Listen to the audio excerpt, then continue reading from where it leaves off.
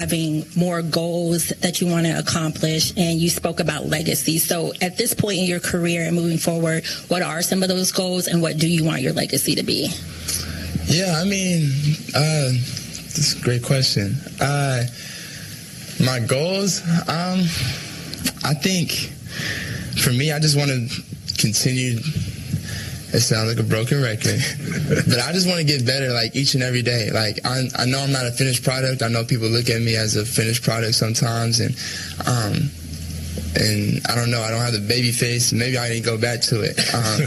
But I got so much to improve on as on the court, off the court, and I feel like I've gotten so much better. But my goal is I just want to bring the best out of these young guys as far as on the court. I want to, like, when I do and I'm able to be right and get on the court, I mean, show that I can bring the best out of this team and these young guys that I'm around, and hopefully make an all-star too out of some of these other guys. And that's my goal for this. And my legacy has probably nothing to do with basketball. It's more about the kids that I'm around, and the kids that I inspired back even in Atlanta. Like, that was probably one of the hardest things. Like, just some of the parents that have to tell their kids that I'm gone, and they don't really understand that this is basketball and this is a business, and sometimes players have to leave.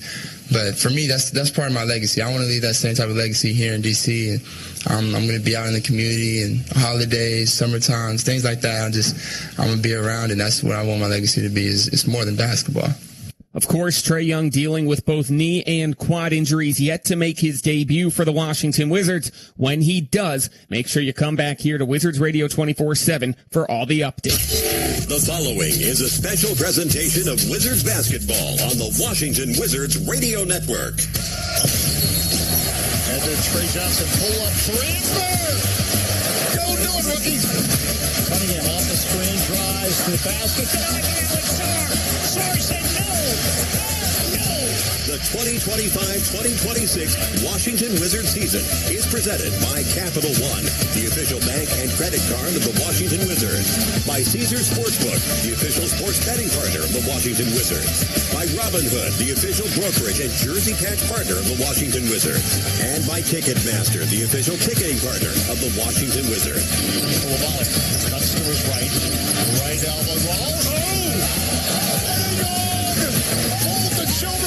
Join play-by-play man Dave Johnson and color analyst Glenn Consor for the radio party. Couple head fakes, turn, shoot, scores!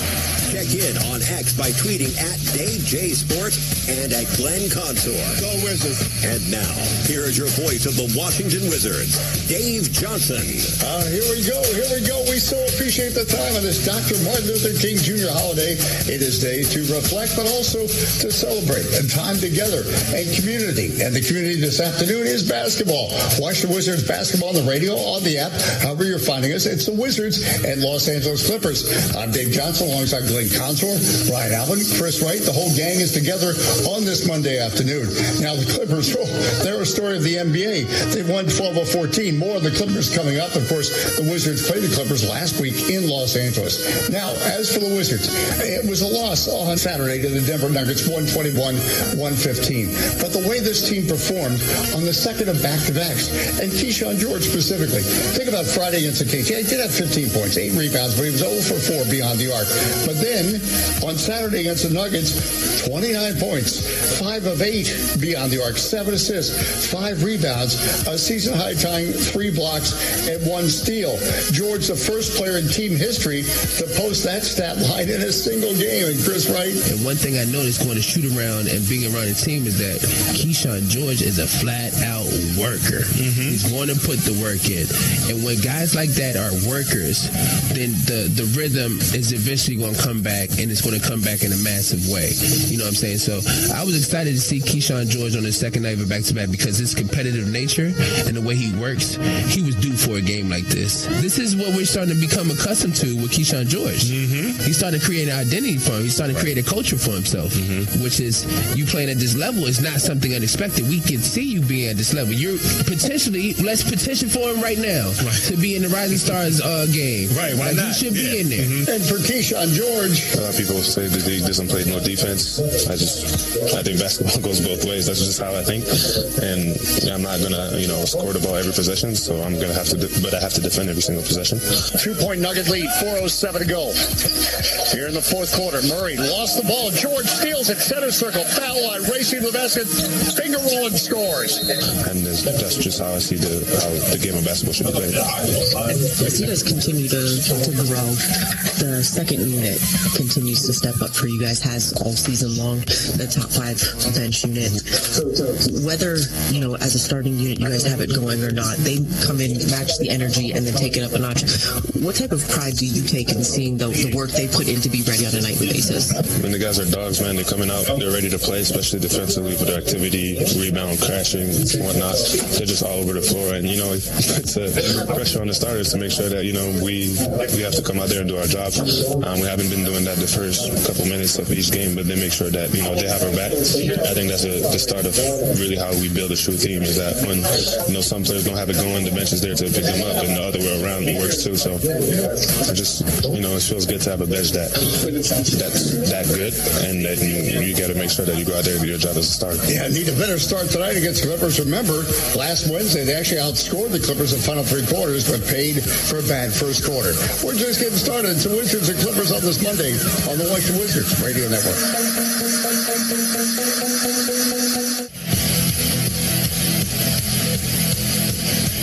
That's a Glenn concert. We get set for the LA Clippers once again, this time at home, just off the road. And on Saturday in Denver, I gave you that great pep talk. One of the greatest games in my career with the Wizards was a 60-point Kobe Bryant overtime win against the Lakers. But the second of back-to-back was not a good night against Denver. Your team, we were Wizards fans have to be proud. As broadcasters, we were proud. Just the response on a second of a back-to-back and the way they played Saturday against the Nuggets. Yeah, our guys, play the game on the schedule as we talked about. No excuses, come out and bring it. And I was really proud of our guys' effort. Close game, lots of things to learn down the stretch, but the mentality was there. And everyone involved. And I just want to comment on Jameel Watkins. You throw him out there defensive assignments, and he is an NBA defensive-ready player, it seems. Yeah, his ability to bring physicality, change the game the last couple of games when he's come in right away.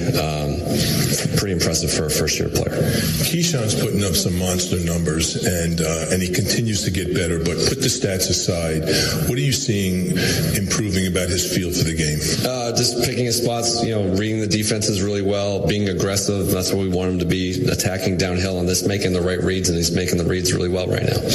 And the Clippers are without Kawhi tonight, but they're still a team that will switch 1 through 4. What are some of the keys without Kawhi?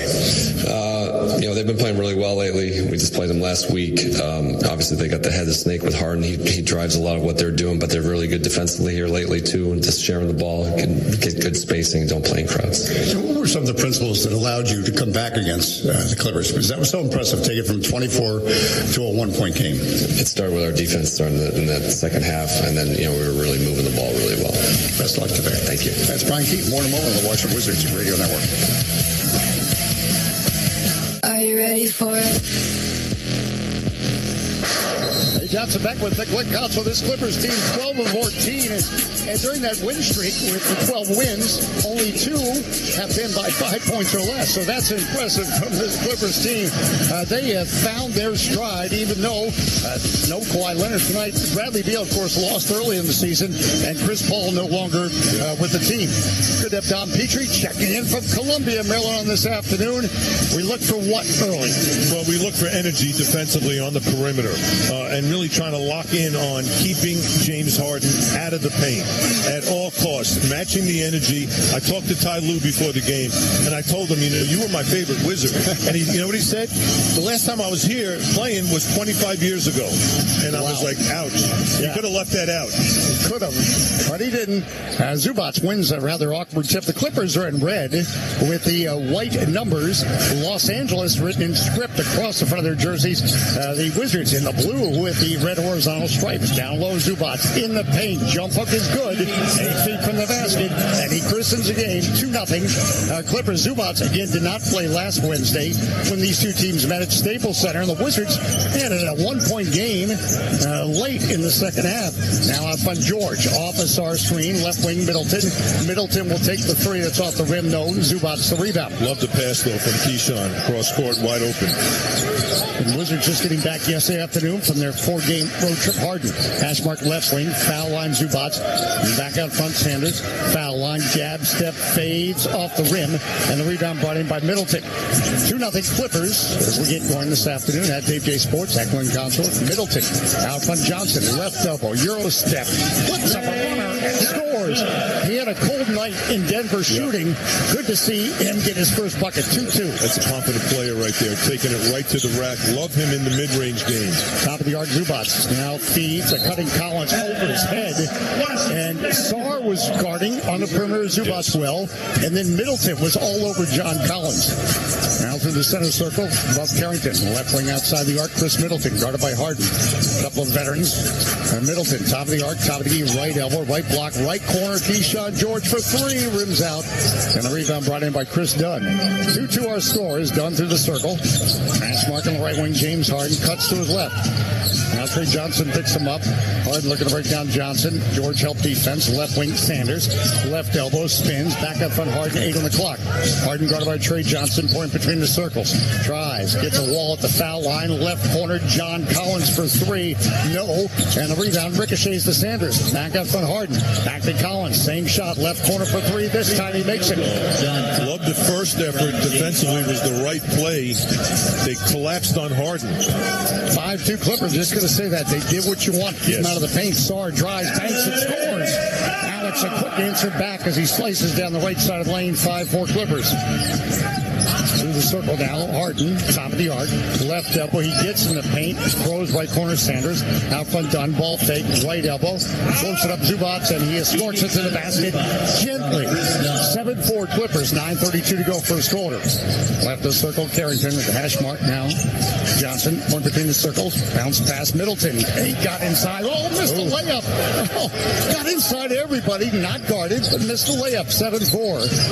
The Clippers on top, Harden, top of the arc, looking to break down Carrington, gets in the paint, runner right side of the lane, and look what happens. He does miss the shot, but he gets in the paint, and there's a foul as Bub Carrington gets called for his first foul. He averages, on average, he's 7 of 8 from the free throw line. That's best in the NBA.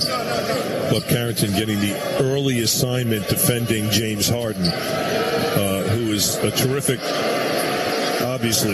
free throw shooter, 90%.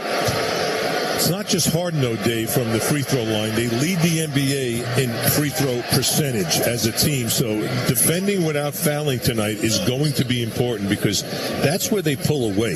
They pull away with their free throw points. Which they did last Wednesday. Yes, and when they were 27 of 27 from the free throw line against the Wizards. We have Kevin McClain on the board, and he says double duty is John Walton's on the call for the Capitals.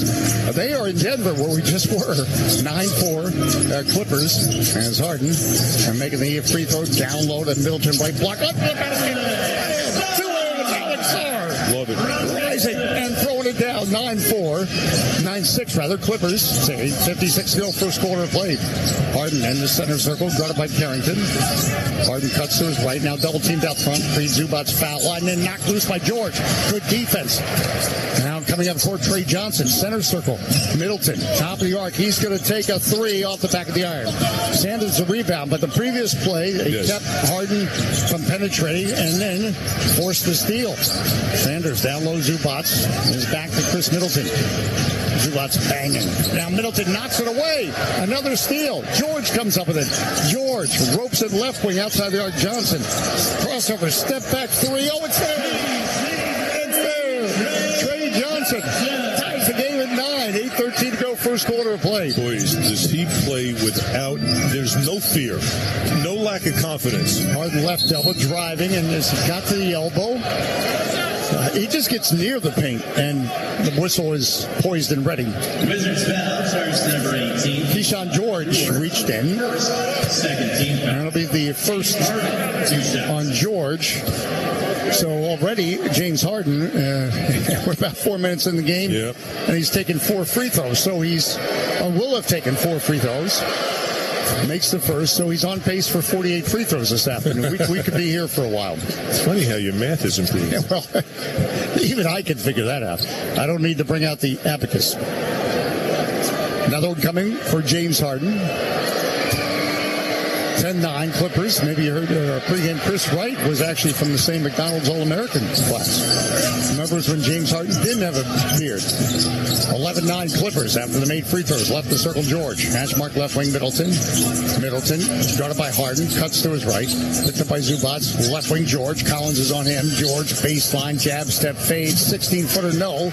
And rebound James Harden. 11-9 Clippers. 7:46 to go first quarter. Harden right of the circle.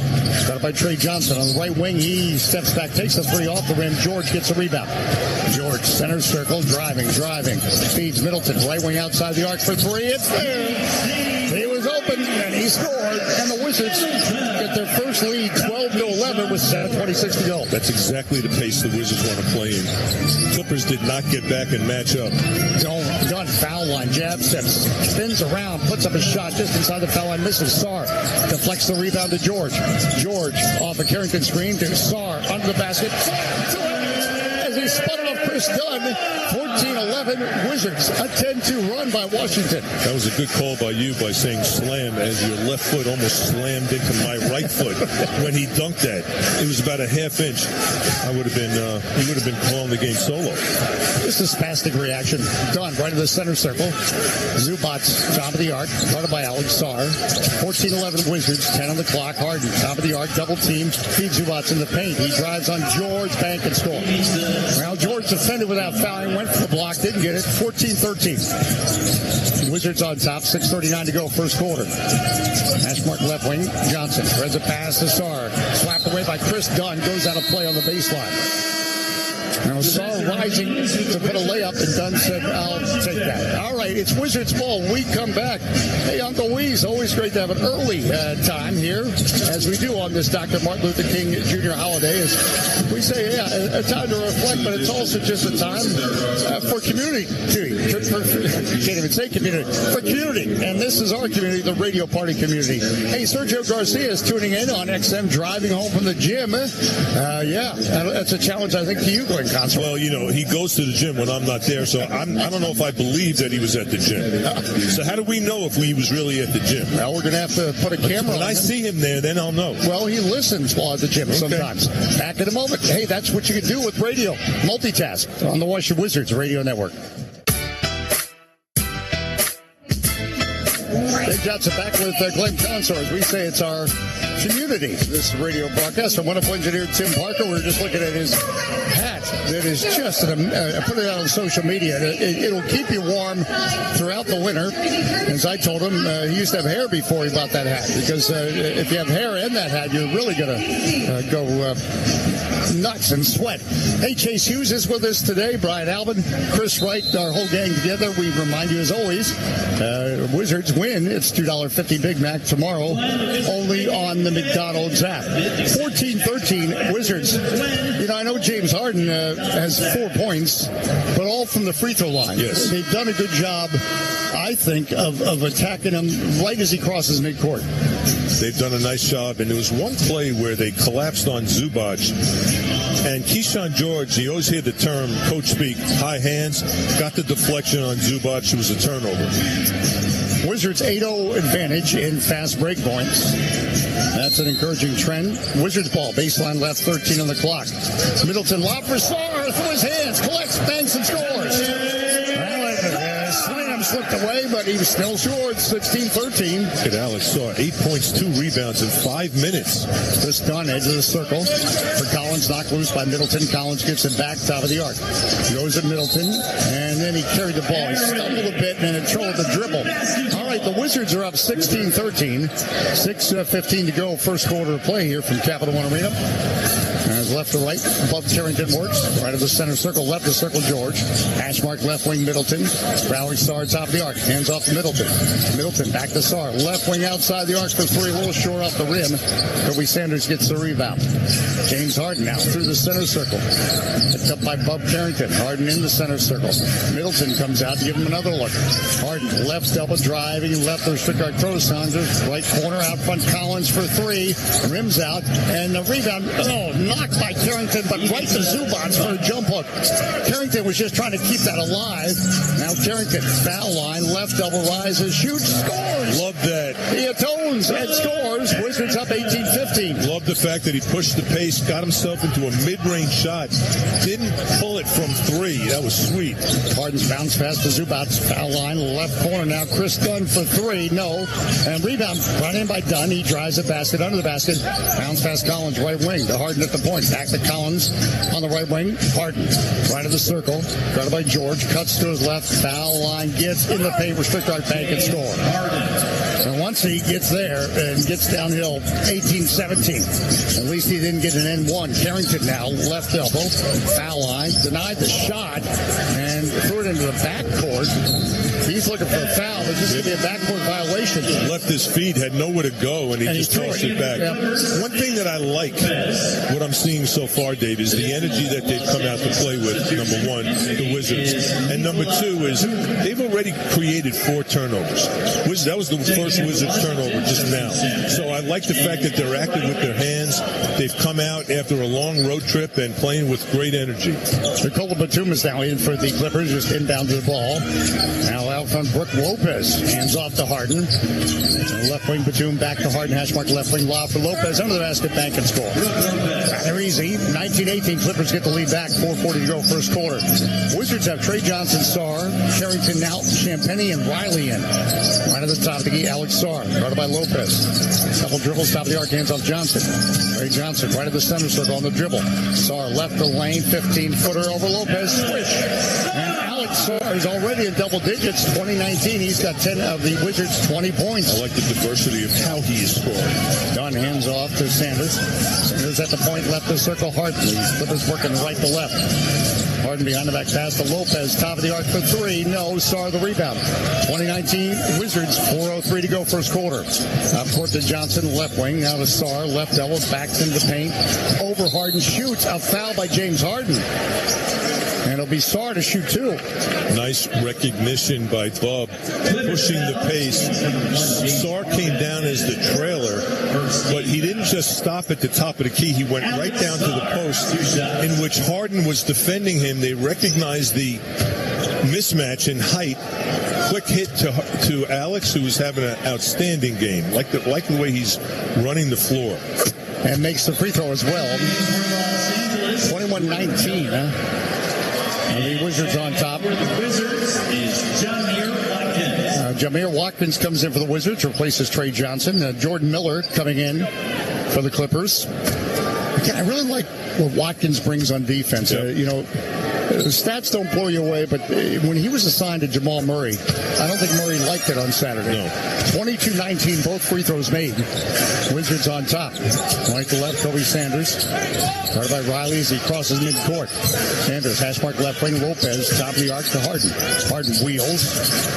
Left wing, now back to Lopez, top of the arc for three, off the rim. Rebound Sarr at position on Sanders. Left to right, Riley. 22-19 Wizards. Carrington out front. He's going to take a three. It's there. It's their biggest lead for the Wizards. 25-19. They have a 7-0 run here in the first quarter. Boy, how about the energy that Bub and Alex have come out with? I mean, they're like someone launched them out of a rocket ship. Those two have the last 13. Left elbow Harden, stop, start, spins in the paint. Out front Sanders, top of the arc. Right wing Lopez, ball fake. Batum, right corner for three, no. And a good box out by Carrington on Collins to get the rebound. Batum was making that shot in Los Angeles last week. At the point, Chris Sarr. The restricted arc puts up the shot. No, as there was a wall of Clippers defenders, they lose it out of play and altered Sarr's shot ability, but it's Wizards ball when we come back. And look who saved the play. Justin Champagnie with an offensive rebound knocked it off of a Clippers knee. 25-19. That is what he does, as we know. At Dave J Sports, at Glenn Console, if you want to connect on this Monday afternoon. Wizards on a 7-0 run. Back in a moment on the Washington Wizards Radio Network.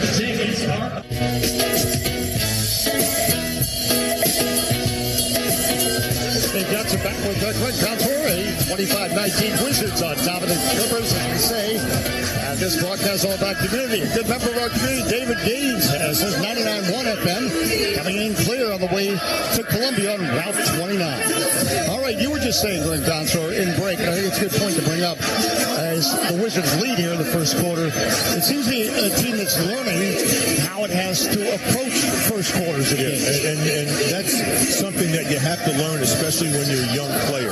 You know, your body's tired. It was a long road trip. They got in yesterday. They needed to get their rest, and they came in to this game with the same physicality and aggressiveness that they did against Denver. What impresses me most tonight is the fact that they're also sharing the wealth. Look, Alex Sarr's been amazing. 12 points in 9 minutes. He's 5 of 9. But the Wizards as a team, they're sharing the ball. 8 assists on 10 field goals made. That is tremendous. 25-19 the score, and this is something I learned years ago from Bernie Bickerstaff. He used to always say this, the former Wizards coach. The first game back on the West Coast trip is so hard. Never easy. It's never easy. It's almost like a continuation of the road trip. And again, the Wizards actually flew yesterday from Denver. We really didn't get home until 4 or 5 in the afternoon, and right back at it at the gym. I'll tell you something else that's impressive, Dave.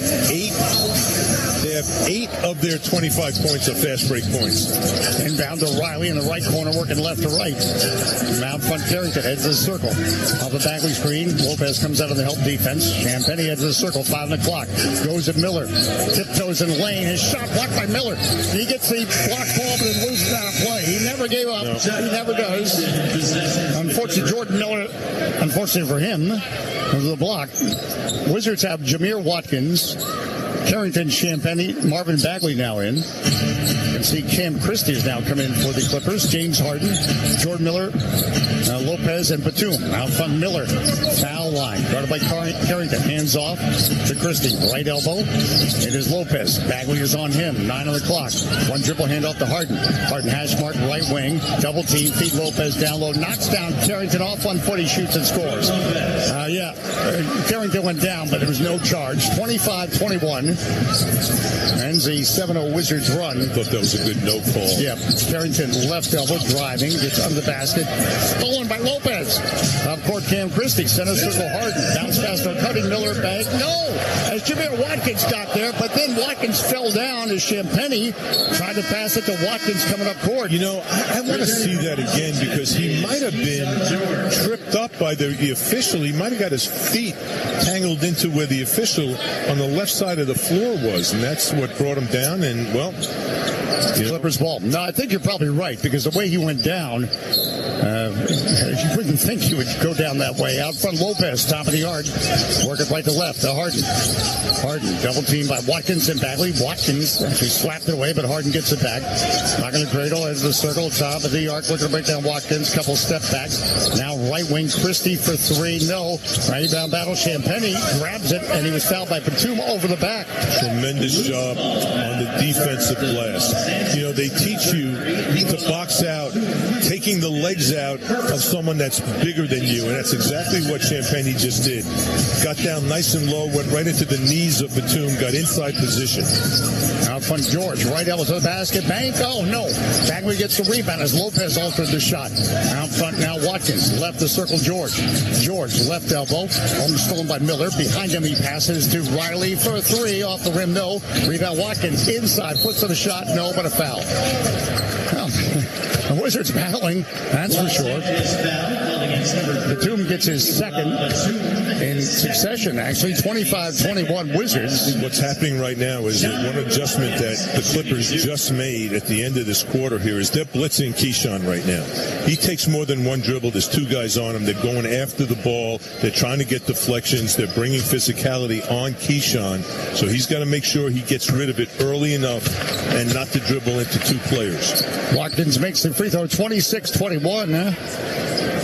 Boy, I just love the way Jamir Watkins plays, the intensity. Just the other sequence when he was going at Harden, I mean, I got to believe Harden respected the intensity with which Watkins was bringing. Watkins missed his second free throw. Harden the rebound. 26-21, Wizards. A minute 13 to go, first quarter. Harden splits two defenders as he crosses midcourt. Left double gets in the paint, and a foul by Watkins. So out front, you had both Riley and Watkins right at midcourt. He split the defenders, both of them, and then suddenly he's got Watkins pedaling as he's driving in the paint. I think James Harden and Luka Doncic are the best when they bobble a basketball to draw a foul. It's absolutely incredible to me how they do that. He had nowhere to go, and somehow he drew a foul. This will be his fifth and sixth free throw. In fact, Harden has only scored one field goal, and everything else has come from the charity stripe. 1:07 left here in the first quarter. Good start for the Wizards. As Faisal Hassan could have you on board on this Monday. Wizards lead 26-22. And Harden's second is good.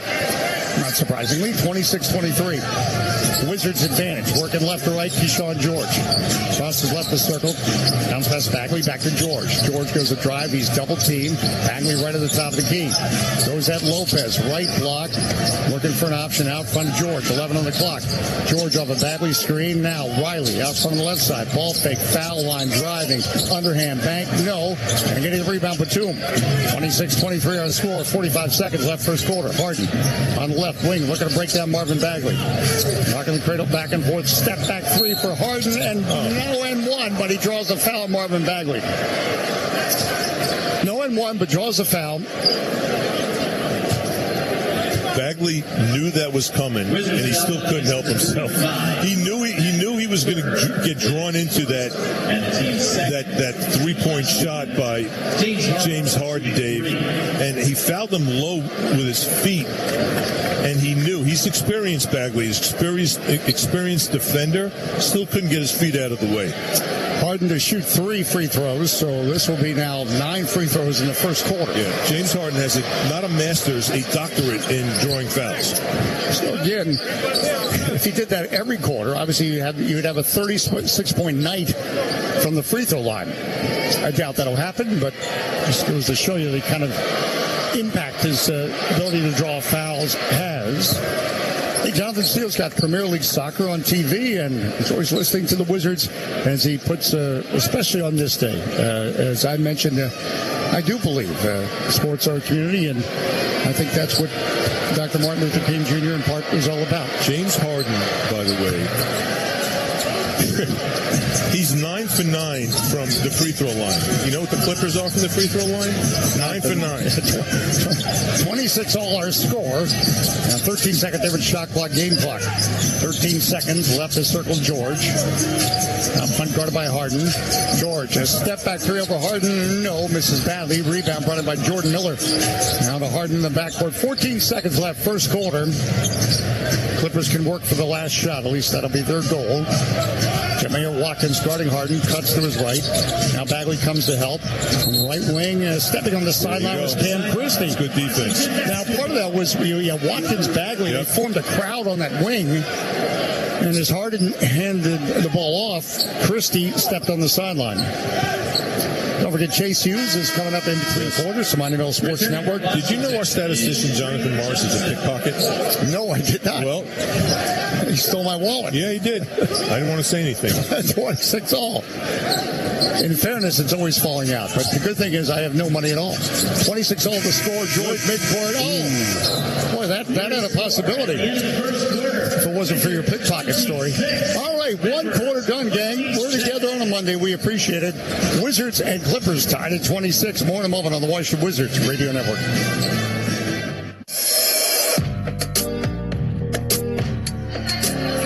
Dave Johnson, Glenn Cox, we're back after one quarter of play. We're tied 26-all between the Wizards and Los Angeles Clippers. As always, we're presented by Capital One, offering checking and savings accounts, no fees or minimums. What's in your wallet, Chase Hughes? Well, guys, Alex Starr is off to a hot start tonight, and he's doing it against a Clippers team that has multiple all-defense guys in the front court, and it's a reminder to me of his consistency. In 32 games this year, he has scored in double figures 27 times, and it really all starts at the rim. He shot just under 70% at the rim last year, which ranked 114th in the NBA. Now he's shooting 77% in that zone, and he ranks top 50. It's a huge leap, 8%, and I think a sign of a young player getting stronger and more sure-handed around the basket. Yeah, I agree with you, Chase. That's a good point. And I'm also going to point out this, Chase, that he comes out, his approach mentally, coming out with great intensity, has totally flipped from last year. Notice Chase didn't answer what was in his wallet. Trey Johnson, right elbow. Your wallet too, by the way. Left elbow, Johnson scores. Right elbow to left elbow, 2 points, 28-26 Wizards as we start the second quarter of play.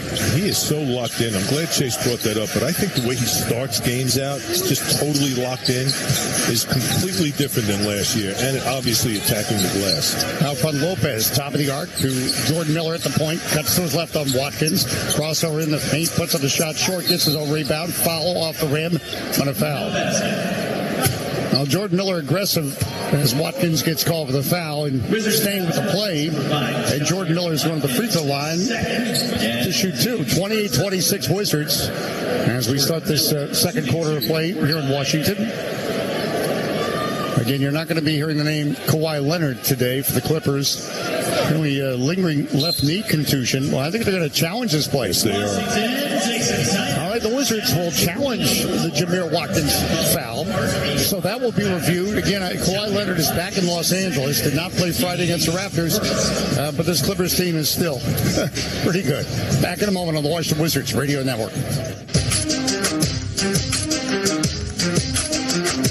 Great to be back home with all of you. I hope you're having a wonderful Martin Luther King Jr. holiday. Thanks for making us part of it. Wizards upcoming home game presented by Ticketmaster. And, boy, this is a good one coming up. The Denver Nuggets. In fact, we have the whole Western Conference coming in over the next couple weeks. Portland, the Lakers. Nuggets on Thursday right here at Capital One Arena. Tickets are available now at Ticketmaster.com/Wizards. Robinhood brings you the official stats brought to you by Robinhood, the official brokerage and jersey patch sponsor of the Wizards. Wizards have a 28-26 lead on the Clippers to start this game. The Wizards are 44% shooting, 3 of 9 beyond the arc, 3 of 4 from the free throw line, 12 points for Alex Sarr.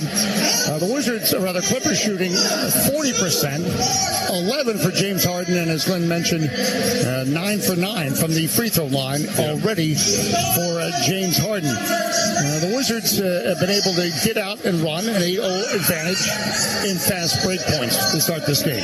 Which I really like. I like how they're pushing it. They're getting really good looks when they're pushing the pace. Now, the Clippers are 2-18 this season when they shoot a lower field goal percentage than their opponent. So right now, on the floor is going to stand. They are doing the defender that. makes contact. Because the Wizards are 44 and they're 40. As he is so in if his the Wizards can keep that shooting percentage down, unsuccessful they have a real challenge, good and chance they of lose their winning right this game. to challenge going forward. All right, it's an unsuccessful challenge. So Jordan Miller will be going to the line. So it was a foul on Jameer Watkins, his second. Congratulations to the Clippers for having someone else shoot a free throw aside from James Harden. Jordan Miller will try to continue Harden's tradition of making free throws. He does. They're 10 of 10 now. 28-27 the score. Jonathan Morris, our Director of Intelligence, tells us Trey Johnson, remember, just 4 points in 30 minutes against Denver. He has 7 already tonight or this afternoon in 9 minutes. And he has your wallet again. Jordan Miller ties it at 28 all. Well, it's got a picture of you in it. George, right of the circle. It's your basketball card from Flushing High School. Jameer Watkins, left wing to George, working left to right. Bayside High School, excuse me. George, foul line. Jab step, fades at the foul line, scores. That's his shot. first two for Keyshawn George. 30-28 Wizards. Working right to left, Jordan Miller. Center circle, cuts to his left. Miller hash mark left wing. Back to his right, top of the arc, top of the key. Bounce pass, cutting. Cam Christie, Bagley the block. Bagley defending the rims. Marvin Bagley the swat. Now left wing, outside the arc. Champagny for three off the rim. No. Watkins a rebound. Give to Johnson, top of the key. George, right elbow, driving.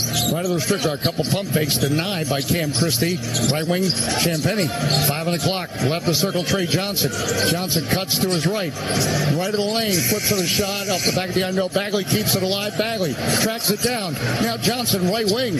Johnson baseline under the basket. Bounce pass in the left wing. Watkins almost went out of play. Miller on him. Left the circle, George. 4 on the clock. George, couple pump fakes. Dunn leans into him. No and one. But their third chance and able to get something out of it. Keyshawn George drawing a foul on Chris Dunn. I like when Keyshawn looks for his shot. He's so unselfish. Keyshawn George. 3 assists already. He's one of 3. You know, you think about, we always talk about how young the Wizards are, Dave.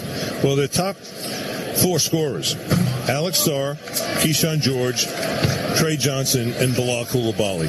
The top 4 scorers are 22 and under, which is astonishing. It's Keyshawn George to shoot 3. Makes the second. He missed the first.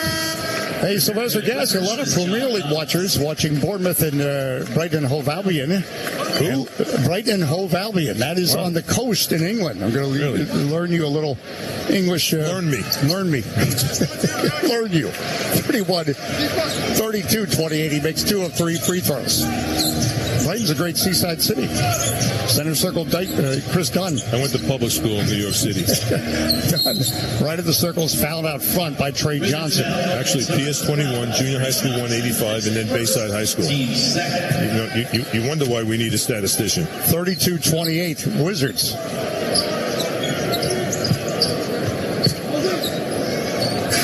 You've done Flushing proud. Yes, inbound now to Jordan Miller, edge of the circle. Probes, left elbow, left block, denied by Bagley.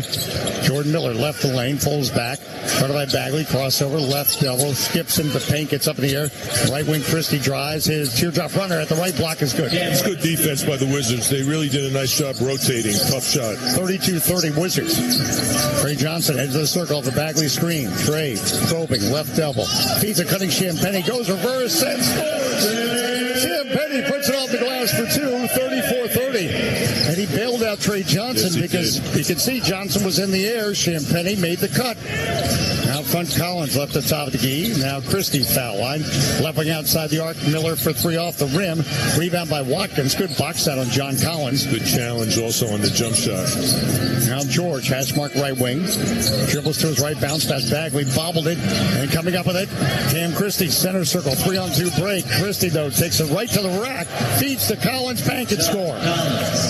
Now Christie would deny the shot at the rim, but found Collins. 34-32 Wizards. Now center circle, Keyshawn George. Guarded by Cam Christie. Top of the arc, Marvin Bagley. Throws a pass, cutting Champagny, and just through his hands. Just slipped through his hands. He had Chris Dunn harassing him, and maybe that had an impact on it. Yeah, this is turning the ball over. I would say over the last 6 minutes. Bunch of turnovers in a row. Got to be careful there. 34-32 Wizards. 8:36 to go, second quarter. Hash mark left wing. Christie down low left block. Zubats is back to Bagley. Zubats backs in, turns, drop step, jump hook. No. A foul on Collins, pushing off in the battle for the rebound. I wonder if Trey Johnson had a chance to catch up with John Collins. They played together in Atlanta a number of years. Champagny into Keyshawn George. Certainly hope he did. Trey Young, I mean. Yeah, the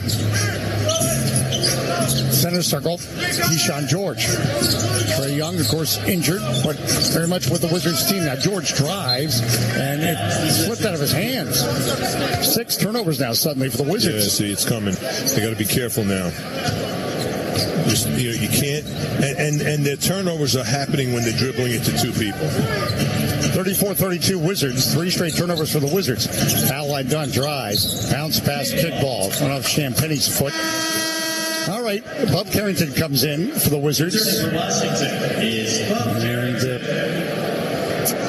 who will he replace?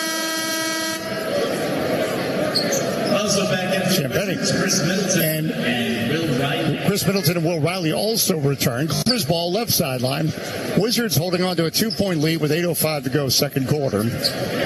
Chris Dunn on that left sideline. Now left sideline Dunn. Out to Zubac, top of the arc. Zubac, couple dribbles, hands off. Collins, Miller, foul line. Couple pump fakes denied by Watkins. Out to Dunn. Right elbow, 8 on the clock. Miller at the point between the circles, looking to break down Carrington. Left elbow, driving, drives into a wall of Wizards, and we have a foul on one. You have 3 Wizards collapse on Jordan Miller. Yeah, the Wizards are switching a lot, and the rotations on those switches from the backside, the weak side, has to be there early. They worked on that at the shoot-around today. You know, the potential switches on the weak side is going to be really important because they run a lot of guard-to-guard screens with Dunn and Harden, and Zubac they play off of him in that high post. Free throw made by Jordan Miller. Foul was on Bub Carrington. 34-33. Misses the second, so the Wizards have a 1-point lead still. And that's the first Clippers miss on this Monday afternoon. Bagley left at the top of the key. Couple dribbles, hands off to Middleton. Off the Bagley screen. Back to Bagley. Right wing outside there. Watkins cuts to his left. Right elbow, driving. Hang. Blocked by Zubac. Followed by Bagley. Yes. Oh, not easy. But Marvin Bagley, the second chance points, actually third chance because he missed his first putback attempt. 36-33. Chris Dunn. Hash mark right wing. Miller. Foul line slowed by Jameer Watkins. Behind him, Chris Dunn. Top of the arc. Left elbow. Foul line. Goes at Watkins just outside the restrict arc. Flips up the shot and scores. Tough shot. 36-35. Well, if Watkins is guarding you, it's going to be a tough shot. And that's where they've had a guard-to-guard screen. The Wizards switched beautifully there. Bagley, a right block, and it's stripped by Collins. Coming up at Dunn. Now Collins, left elbow, Euro step into the paint, right to the restrict arc, and scores. 37-36. Clippers get the lead back. Now Carrington, foul line, left elbow, left wing Middleton. Top of the arc, Watkins open for 3, nicks the front of the rim, and Zubac a rebound. 6:41 to go, second quarter, 37-36 Clippers. Dunn left the circle, goes at Riley. Down the left block, now Zubac, foul line, throws it up, in and out, and Will Riley the rebound. And the Wizards down by 1, working left to right is Bob Carrington. Carrington left the circle, lob to Middleton, left the lane, is back to Cam Christie. Middleton backs in, spins down to the baseline left, shoots off the back of the iron, no, Bagley the rebound, out to Carrington, right wing, Riley, little shimmy shake off a Bagley screen, foul line, leans in, puts up a shot, no, but draws the foul. Will Riley has a bag of tricks. Yes, he does, and he does such a great job getting into the paint, getting to his spots. Reminds me a lot of Shai Gilgeous-Alexander in the way he gets to his sweet spots. But Dave, one thing that the Wizards got to really clean up here is their turnovers, because middle of the first quarter, the Wizards had a 4-1 advantage in turnovers. They only had 1 turnover, and the Clippers had 4. Now they have 8 turnovers. Clippers have 5, and 9 points they've scored off those turnovers. And most of these turnovers are happening on double teams. 37 all the scores. Riley makes the free throw. 6:10 to go. Here in the second quarter, both teams have 3 team fouls. Riley's second one, no good. Harden battles the rebound. Middleton gets it. Drives. Banks. No. Zubac gets it. Middleton steals it. Banks. No. Collins gets it. 2 chances, 2 misses. Harden, hash mark on the right wing. Step back over Watkins for 3. Watkins landed on Harden. And no N1, but that'll be the third on Jameer Watkins. James Harden's feet. His feet, by the way, are like arms. Because you know how guys swing into and draw fouls? His feet meets the criteria for somehow have a mind of its own, and they draw fouls as well. Well, they'll see if it's a flagrant foul. They'll review if Watkins did not give Harden a chance to land. So that is under review right now with 5:54 to go, second quarter of play. Wizards on top of the Clippers, 37-34. And as you mentioned, Glenn Consor, the second quarter, turnovers hurting the Wizards as they really could have a chance at maybe a bigger lead instead of being knotted in a tie game. As they played well this afternoon, but the Wizards shooting has dropped 14 of 35, 40%. The closeout was determined to be reckless. Therefore, it has been upgraded to a flagrant one. It has been upgraded to a flagrant one. And they retained possession at the free throw line extended. All right, 37-0 the score, 5:54 to go, second quarter of play. James Harden is just magical at drawing fouls. It really is incredible. Skillful, crafty, and artful he is at drawing fouls. I mean, it's a skill, and he's got it down. He's already been to the line. James Harden, Dave, has already been to the line 9 times. That was all in the first quarter. Yeah. So it's slowing down here in a second. Yeah, right. Well, again, we talked about most free throws attempted and most free throws made per game. You work it out, it means on average he's 7 of 8, basically, from the free throw line every game. So flagrant one on Watkins. Harden makes the free throw. The first, he's got another coming. As Harden in the act of shooting 3. And makes the second. And here comes another one for James Harden. So 39-37 now, Clippers. Their biggest lead, 5. The Wizards' biggest lead, 6. 3 free throws made, 40-37. And James Harden is now 56 of 56. No, he's just feels that way. 11 of 11 from the free throw line. The Wizards have, as a team, have 9. Now in the center circle, James Harden. Working right to left, Harden off the screen. Harden, bounce pass in lane, Zubac. Spins toward the restrict guard, double team, left wing done. Down low, Collins, left block. Turns in the paint, jump hook right hand, good, over Middleton. All right, 42-37, so that turned out to be a 5-point play for the Clippers. Court now, center circle, it's Bob Carrington. 12-3 run for the Clippers. Middleton off the star screen. Middleton baseline left, spins, gets under the basket. Harden guarding him, bad angle, needs help. Right wing Riley, 5 on the clock. Out front Champagnie. Left wing Carrington, ball fake, steps to his right. He will take a 3. Rims out. Oh, he broke John Collins' ankles on that. Or Jordan Miller, with a sidestep. 42-37 the score. As the circle, James Harden, rocking the cradle back and forth, looking to go at Will Riley. Step back 3, short off the rim. Rebound Carrington. Carrington left elbow, Euro step, trailing Champagnie at the basket. It's blocked, but a foul. Champagnie's shot attempt was blocked. John Collins a foul. When the Wizards run and they have numbers, they have been effective. Even on that play where Champagnie got fouled, I mean, that's getting it done. I mean, when Bub is pushing the pace, they're finding open players. Champagnie gets fouled. Champagnie makes the free throw. 42-38 the score. Kobe Sanders returns for the Clippers and replaces John Collins. Hey, good to have Jeff listening. And, hey, call your son Nick in Blacksburg. Get him listening. Maybe they have a day off down there for the King holiday. 42-38, Champagnie. All right, makes both. All right, 42-39, 4:53 to go in the second quarter of play. Working right to left, Chris Dunn. In the backcourt, Carrington on him. Bounce pass to Harden on the right wing.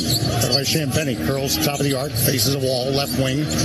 Miller, left corner, Sanders, splash. Kobe Sanders, a 3, makes it 45-39. That is the Clippers' biggest lead, 6 points. Clippers have done a better job in this second quarter here of taking care of the basketball and moving it. Sarr hands off to Middleton, top of the arc, couple jabs, sets off a Sarr screen, bounce pass to cutting Sarr. As he drives, he is fouled. Alan listening in Loudoun County, loving the way Sarr's playing. Why not? 12 points all in the first quarter. So Sarr getting to introduce himself to the second quarter here at the free throw line. 45-39 Clippers. Remember last week when these two teams played? Wizards, just an incredible comeback. Again, it was James Harden and Kawhi very much involved on that night last Wednesday. But down by 24 and made it a 1-point game. And the Clippers, well, they pulled away. 45-40 the score. Jeff says he's just back from Vermont. Boy, it's good skiing this time of year up there. Not that I plan to go skiing. Sarr makes both. 45-41. Clippers. I feel like sometimes I go skiing every day. So that's walking in the car. Harden now, right of the circle. Cuts to his left. Harden left the center circle. Got it by Carrington. Double teamed out front. Left elbow done. Under the basket. Sanders bank. Oh, no. And it's going to alter the shot by Sarr. Center circle now, Middleton. Middleton, top of the arc. Of a Sarr screen. Goes to drive. Ball slipped out of his hands. Harden gratuitously picks it up. Center circle done. Harden now at the Capital One Arena logo, right side, looking to break down Ciambeni. Right elbow, skips in the lane, the basket bank and score. He just glides and makes it 47-41, 3:45 to go second quarter. Carrington, hash mark on the left wing.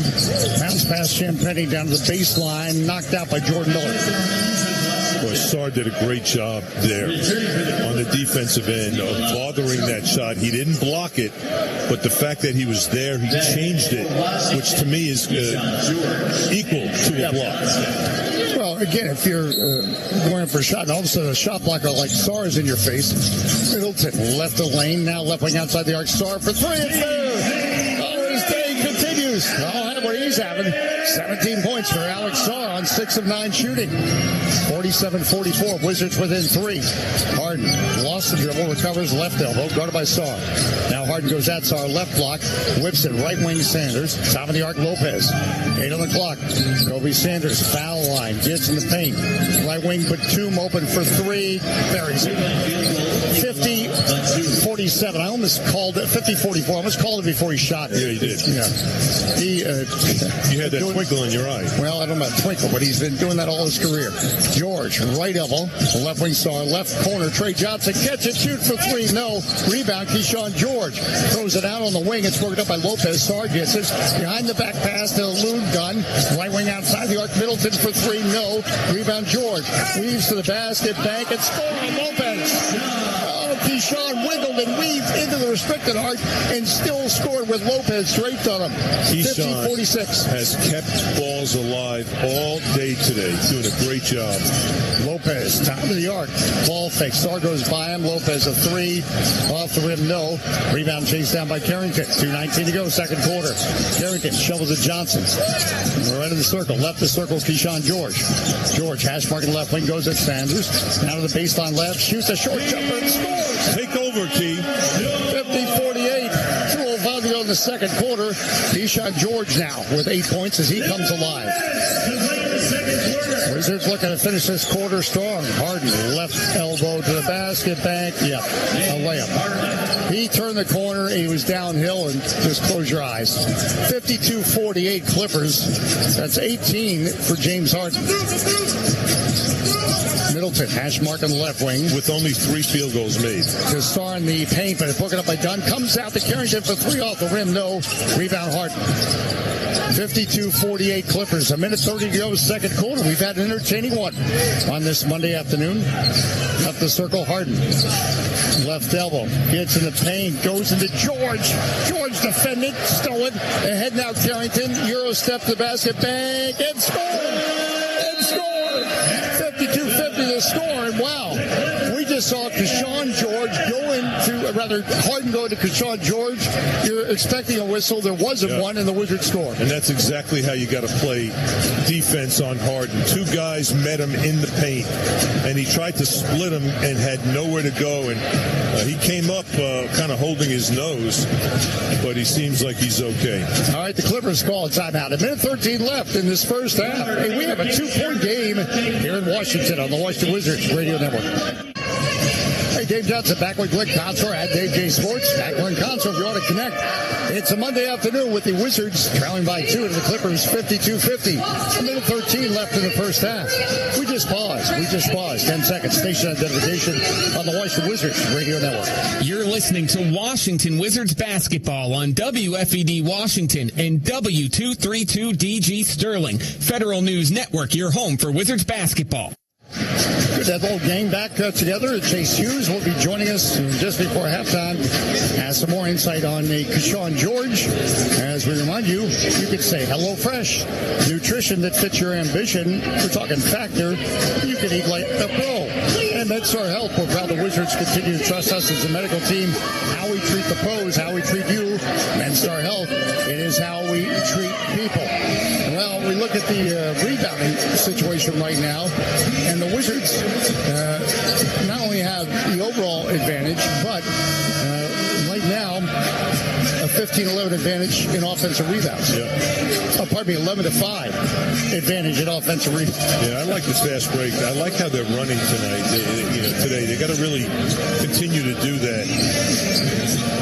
The only issue right now is just the free throws, man. It's hard to keep this Clippers team off the free throw line. They're not the only team unable to do it. Again, 11-5 in offensive rebounds for the Wizards. Now Harden feeds it, cutting Sanders. Oh, at the basket, George defending Sanders, but Sanders will get credit for the dunk. As interference there, goaltending by George. 54-50 Clippers. Now, I initially said 15-11, but that's only because Jonathan Morris, who's such a beautiful writer, scratched out a 1 here on my NFC. We still have old-fashioned technology, pen and paper, as we bring you this broadcast. Next time I'll ask AI. Center circle, Middleton. Left at the top, East Star. Guarded by Lopez. Star hands off George. George, right elbow. Hesitates, flips up the shot. No. Partially blocked in transition. Harden goes around Trey Johnson. Harden, hash mark on the right wing. Guarded by Middleton. Crossover, driving. Gets under the basket. Goes reverse, and Star blocks the reverse. Block ball belongs to the Clippers. Sanders for 3 off the rim. No. And now Carrington secures the rebound. Out for Trey Johnson. 27 seconds left in the first half. Wizards down by 4, 54-50. Here's the 6-second there shot clock, game clock. Shot clock at 13. Out from Middleton, open for 3. It's there. He drains it. And the Wizards within 1, 54-53. All right, shot clock off here in the first half. Center circle, James Harden, 9 seconds. Keyshawn George guarding him. Trey Johnson comes out to help. George almost comes up with a steal. Harden gets it back. 2 seconds, drives the basket, flips to the shot. No! He got the restricted arc, and going down was Middleton. Called the charge on Harden. And guess who took it? Middleton. Yeah, he loves doing that, coming from the weak side. Came to help, slid right in front of James Harden. I don't know if I've ever seen that. Just did. We're looking to see if the foul happened prior to the expiration of time. So the question is, did the foul occur with time left? But either way, it's an offensive foul, so the Wizards would not be shooting, even though the Clippers have 5 team fouls. All right, they're going to check on that. While they check on that, Chase Hughes, you're thinking about Keyshawn George, right? Yeah, so in the first half, we saw him attempt more 2s than 3s, and that's a reflection of a different approach for him this season. Last year, Keyshawn attempted about 65% of his total shots from 3. Now it's about 46%, meaning he attempts most of his shots from 2. And even in college, he took more 3s than 2s. And he's also creating a lot more for himself. Last year, 57% of his 2-pointers were assisted on by teammates. This season, that number's been cut in half, and he's got the 14th lowest percentage in the league. Wow. You've been really working hard on these numbers. I tried, Dave. Yeah, Tracy, wow. No wonder you look so sleepy. All right, 54-53. Guess what? We have 0.8 of a second left. So when he took the charge, 0.8 of a second. It was a great job by Middleton. Rotating, that's what you need. Here you go. In the backcourt.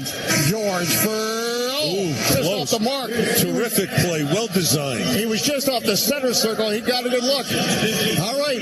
We reach halftime. 54-53. The Clippers only lead by 1. Hey, Chase Hughes, you with us? I am. Good. Yeah, just as I told you Keyshawn was taking a lot of 2s, he takes another 3. Well, with 0.8 of a second left, I think that was his only option. All right, we come back. We're going to play some Jonathan Morris NBA trivia, the hardest NBA trivia game in the NBA. And if it's not, who's going to challenge me? Back in the moment on the Washington Wizards Radio Network.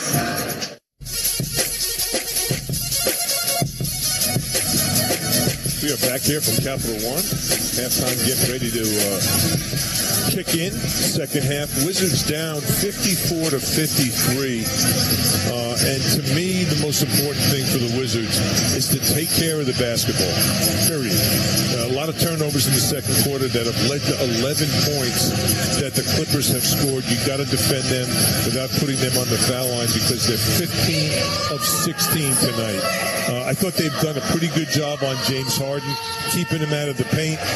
But to me, the key is going to be keeping the turnovers down, keep getting the ball. Alex Sarr's been terrific, 17 points in 15 minutes, and he's got a block as well, 3 rebounds. Really like the way Keyshawn has been playing. It will be Wizards ball. And this is starting out the second half as soon as Bob Carrington finishes tying his shoe. Kicks it in. Bob Carrington bringing the ball up the floor. Carrington on the right side of the floor, kicking it to Alex Sarr on the left. Some nice rotations going in there. Now it's an isolation with Keyshawn. John Collins on him. 2 big guys in there. Keyshawn penetrates to the right, pulls up in that mid-range and makes it. Wizards now up by 1, 55-54. Really like how Keyshawn is under control. He can just own that mid-range game using his size. A little isolation here with James Harden. Kicks it into Zubac. Great job by Alex Sarr stepping in the passing lane, which leads to a fast break. And that's what you want to do. You want to turn over the Clippers. Turn them over. Get into your fast break. I really like what I'm seeing. Fast break points. Wizards have 14 compared to the Clippers. Only 4 points in transition. So when the Wizards turn over the Clippers, they do a nice job of converting. Sanders with the ball, getting inside position. And Zubac's able to clean up a little short 4-foot shot by Sanders that no one boxed out Zubac. Trae Young kicks it to Carrington on the right side, drives, kicking it out to Sarr, who passed up an open shot, didn't have much there. Probably should have pulled up from around the free throw line. James Harden on the right side of the floor, now being defended by Middleton. And they do a nice job of keeping him out of the paint, forcing that kick out. Wizards get a defensive rebound. Alex Sarr down the middle with a beautiful tomahawk slam dunk. Again, more fast break points by the Wizards. Get a turnover, leading to fast break, easy buckets. Alex Sarr is just playing phenomenal. 19 points for Alex Sarr so far.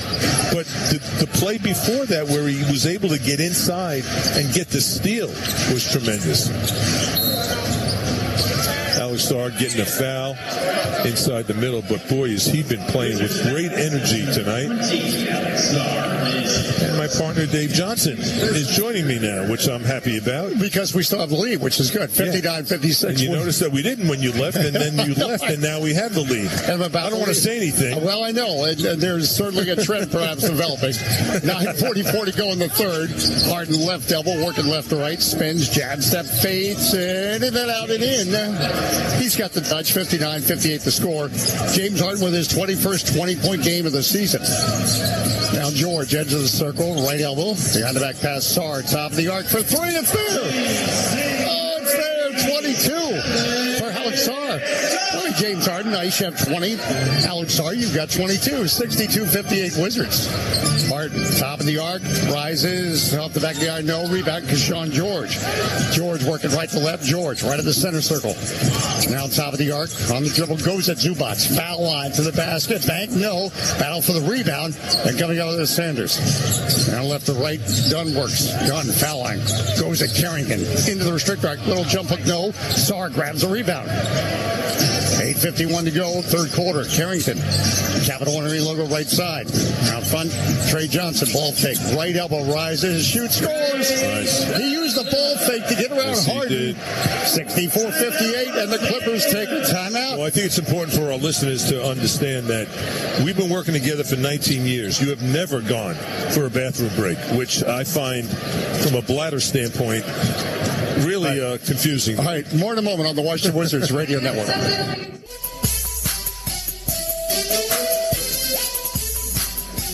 Dave Johnson back with their Glenn Consor, 64-58. Hey, the Wizards up by 6. This has been a competitive game throughout. The biggest lead for either team has been 6 points. And the Wizards right now with the advantage. If the Wizards go on the win this afternoon, it's $2.50 Big Mac only on the McDonald's app. And if you're listening on an app today, again, we're available on Sirius XM Satellite 2. A big shout out to everybody's on the satellite this afternoon at Sirius XM channel 909, Odyssey, and as always, the Washington Wizards app, where you can find Wizards Radio 24/7. Always Wizards talk on your station for your team right there on the Washington Wizards app. Hey, the All-Star starters released this afternoon. For the Eastern Conference, Tyrese Maxey, Cade Cunningham, Jalen Brunson, Jaylen Brown, and Giannis Antetokounmpo. Yep. That's the 5. And I think that's pretty accurate. That's what it should be. For the West, it's Victor Wembanyama, Nikola Jokic, Shai Gilgeous-Alexander, Luka Doncic, and Steph Curry. That looks pretty accurate as well. Now, one thing, Brian Albert, maybe it'll be discussed in our Michelob Ultra postgame show. He's not a fan of the positionless All-Star starters. Right. And the point being, then you can have more point guards, 3 point guards on every All-Star starter. So, well, the question is, should it be based on position or should it be based on, who performs the best? Doesn't matter. The way the NBA game is now, everything's positionless anyway. Brunson scores as many points in the paint than he does from 3. Post-up player. 64-58 Wizards. Full court pressure. Sanders midcourt to Harden off his hand. The full court pressure leads to turnover. Star foul line. Left corner. Keyshawn George for 3. It's there. Oh, it's there. A 14-4 advantage for the Wizards this quarter. 67-58. The Wizards go on top. Wizards turning over the Clippers here in the second half, leading to fast break points. Great pass, bullet pass by Alex Sarr. Down low, left block, Zubac. He muscles into Sarr. Top of the strict arc, flips of a shot and scores. That was pure strength. 67-60 Wizards. 8:09 to go third quarter. And the Clippers are the hottest team in the NBA. They've won 12 of 14. Carrington now to Capital One Laker logo. George, right elbow, left wing. Carrington ball fake, drives the left block, back up on Trey Johnson for 3. It's there. Oh, the rookie's feeling it after he only had 4 points on Saturday night. Wow, he's having fun on Monday. He's got 12 and the Wizards lead by 10. Nice was that pass by Bob Carrington. Penetrate 2 young players playing beautifully together. Harden double teamed the elbow out to Sanders for 3. Yeah, the open man scores. Now Harden knows when he's double teamed how to find the open man. 70-63 Wizards. Now into the circle, Sarr. Hands off now to Trey Johnson. Has worked right wing off the screen. Foul line. Right lane. Fades. Shoots off the back of the iron. No. Double-double for Ivica Zubac this afternoon. Pretty quiet double-double. 10 points and 10 rebounds. Harden out front. Now Sarr and Trey Johnson form a wall down low. Zubac still cutting and slamming Collins. 70-65 Wizards. Again, when you go to help on Harden, it disrupts things. Yeah, and you got to get that backside rotation to help out on plays like that. It wasn't there. Carrington now center circle. Bounce pass to George. Left the circle. Sarr, top of the arc. Sarr, hands off to Carrington. Back to Sarr. Foul line. Drives and slams. 72-65, and he's got 24. Don't you see a trend, Dave, where the Wizards now, option A, is looking for Alex Sarr? Harden bounce pass, Zubac foul line, right corner Sanders, out front Dunn, ball fake, drives on George. George knocks it loose, but Keyshawn a foul. That'll be his second, but that's good to hear. We're in the third quarter, and Keyshawn has battled foul trouble all year, only his second. And when you're looking for Alex Sarr as an option A, and he's shooting 9 of 13. He's 2 of 3 from 3. He already has 24 points. He's putting together a nice game. But he's getting the ball in spots where he can score. Scott and Courtney, good to have you on board this afternoon. Dunn makes the free throw. Wizards have 2 team fouls in this third quarter. The Clippers none. 72-68 our score. So another one coming for Dunn. I heard some fans. I thought they were chanting "We win," but they were shouting "Gee whiz." Who's a mascot who's to the right of us. Thinking, can we win in the third quarter? 72-67 our score. Left the circle, George. Now Sarr to Carrington, right of the restrict guard, guarded by Dunn. Ball knocked loose, but a foul. Dunn will get called for the foul. As Carrington spun to look for an option on the wing. In L.A., when the Wizards played against the Clippers, Dave, you and I really saw how physical of a defensive team this team is. They're handsy, they grab, they pull. They get away with a lot of stuff, but they're so active. That time they got called for a foul. Right sideline, Bob Carrington to inbound the ball. Into Middleton in the right corner. Got by Harden. Middleton, right of the lane. Baxton on Harden, turns to the baseline, denied. Smothering defense by Harden out to Carrington. Hash mark on the right wing. 4 on the clock. Carrington goes at Harden. The basket bank, no. And a rebound, Zubac. Harden now working left to right. Bounce pass done, right elbow, and to a cutting Collins behind him on the baseline. The idea was there, the execution not so. 72-67 Wizards. It'll be Wizards ball. A nice response in this third quarter. Yes. As the Wizards were down by 1 at halftime. Quick turnovers they were able to create beginning in the third quarter was huge. Alex Sarr, edge of the circle, 19 on the clock. Hands off to Trey Johnson. Johnson back to Carrington. Hash mark left wing for 3. It's in and out. Oh, it wanted to go down. Left to right. Chris Dunn works. Right of the circle. Goes at George. Stop, start, right block. Bank score. Chris Dunn, efficient. 72-69 our score. Wizards. Left wing George. Ball fake. Goes at Sanders. Left elbow. Denied by Sanders. Behind him Sarr for 3. Off the back of the iron. No. Rebound battle. Chris Dunn comes up with it. Carrington almost got it. Now lob down low. Zubac knocked away by Sarr, but a foul. Sarr behind Zubac knocked it away.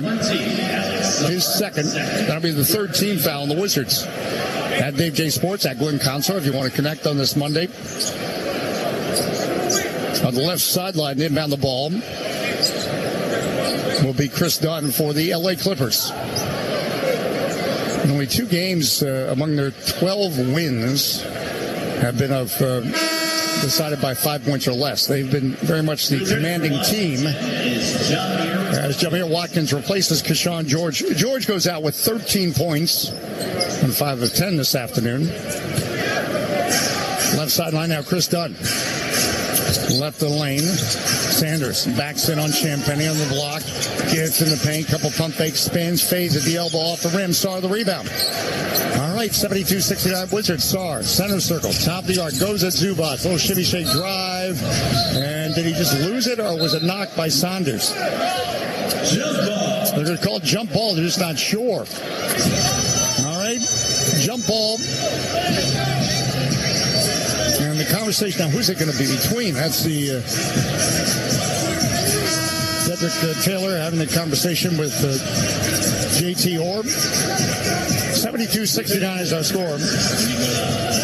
The Wizards on top.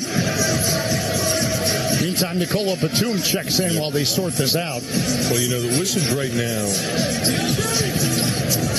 the way they're defending, they're creating a whole bunch of turnovers. And I really like, to me, what's jumping out is when they get turnovers, they're finishing in transition. This is the best I've seen them run in many, many games. Jump ball will be between Sarr and Harden at the foul line. Wizards offensive end. And knocked back into the backcourt by Sarr to Carrington. Center circle. Cuts to his left. Bounce by Sarr. Right elbow. Goes at Zubac. Spins. Jump hook just short. And Zubac rebound. Sarr then steals it away. Sarr. Right corner. Jamir Watkins. Now front Carrington in the center circle. 8 on the clock. Carrington to his left. Shoots a 3. No. Zubac the rebound. 4:39 to go, third quarter. 72-69 Wizards. Harden now left the circle. Guarded by Jamir Watkins. Harden looking to break down. Watkins foul line gets in the paint, denied.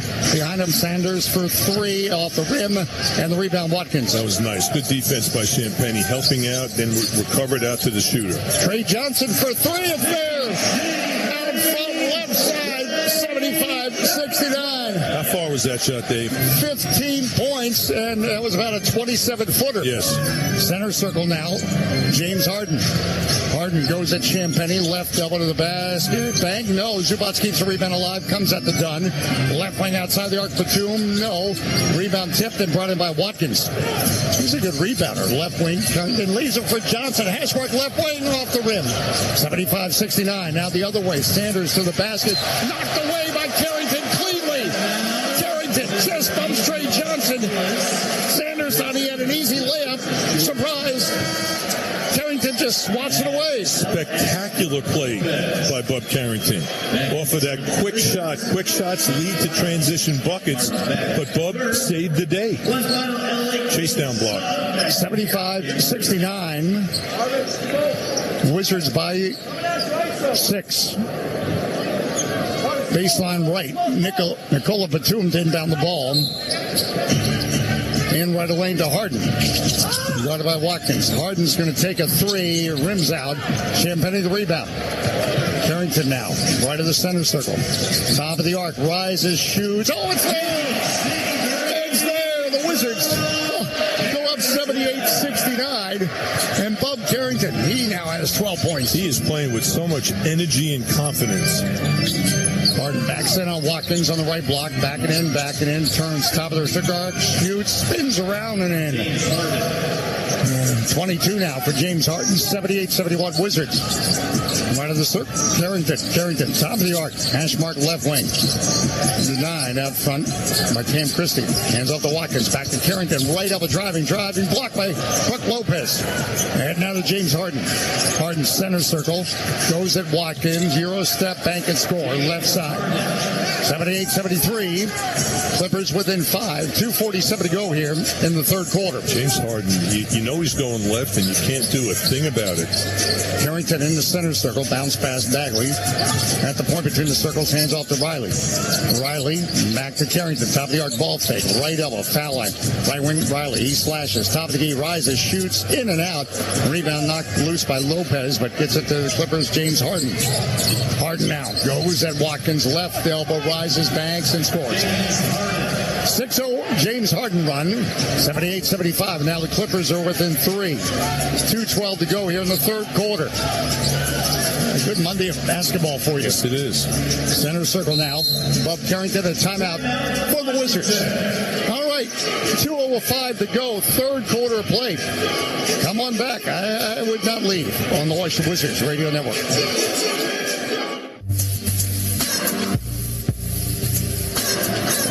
Dave Johnson back with the Glenn Consor and you on this Monday at AK Sports at Glenn Consor. If you want to check in, Hello Fresh, pro-level nutrition delivered to your door, ready when you are. Fun Factor, eat like a pro.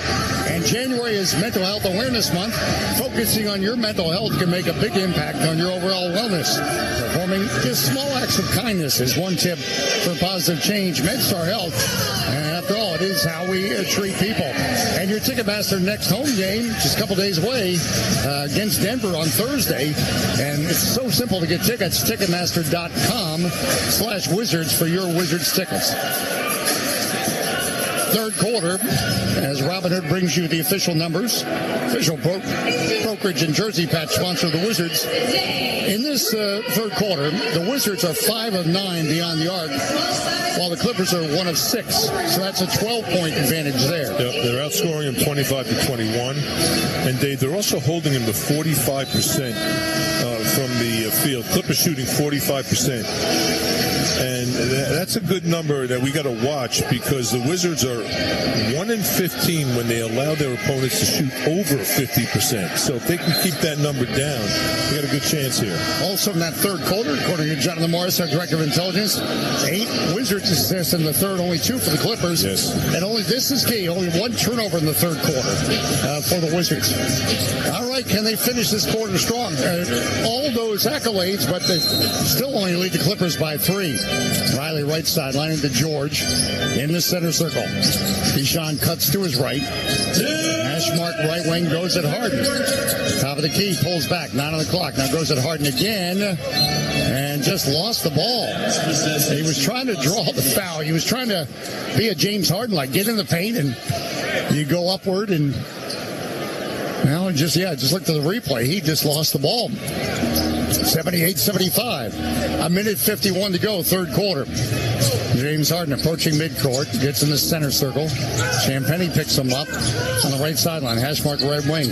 Harden now guarded by Champagnie. Riley bounce pass into Christie out front. Miller foul line runner in the lane. Blocked by Watkins for the goaltender.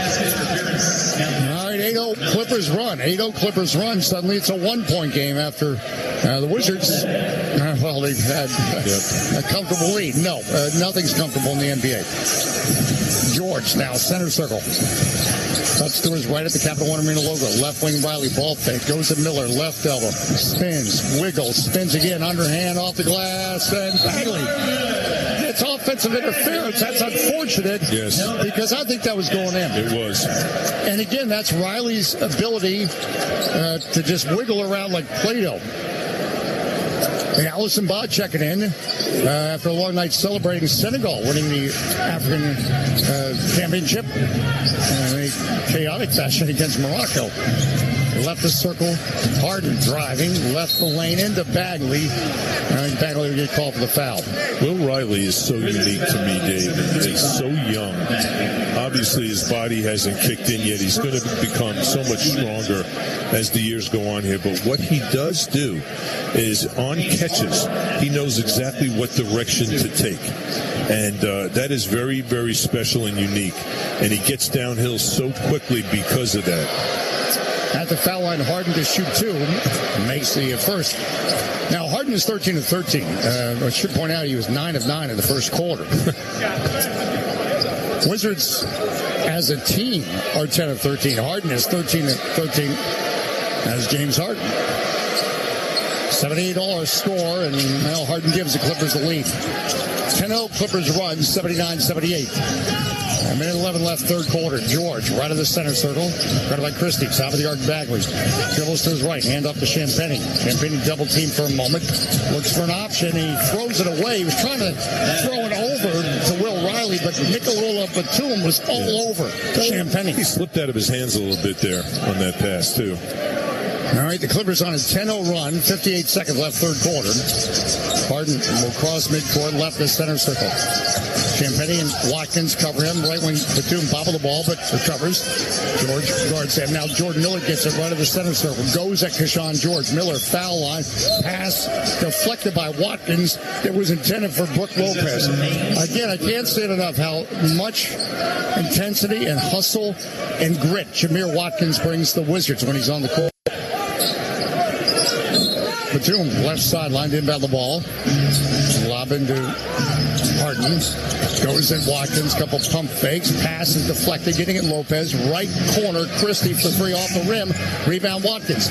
Watkins leads the break into traffic, though.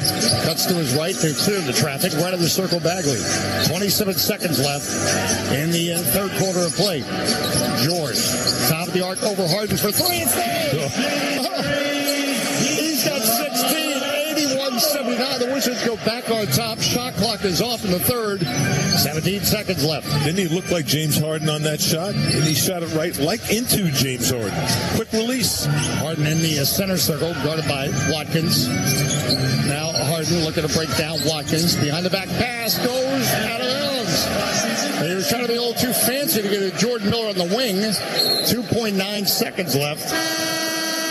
81-79 is our score. So the Wizards might get out of the third with the lead. A 2-point lead, maybe more. They brought Trey Johnson in. You know why. Yeah, his distance is the same as the zip code. Riley in the backcourt to George. George approaches midcourt. 2 seconds left. Oh, bang!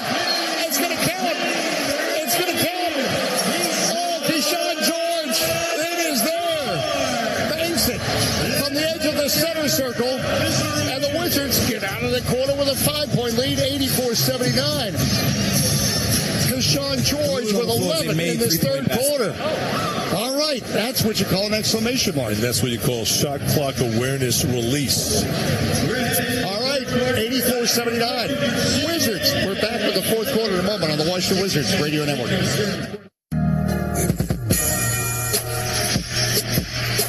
Johnson back with Blake Cosper and Chase Hughes. Hey, Chase, he was on a road trip, Trae Young. It's great to see him around the team.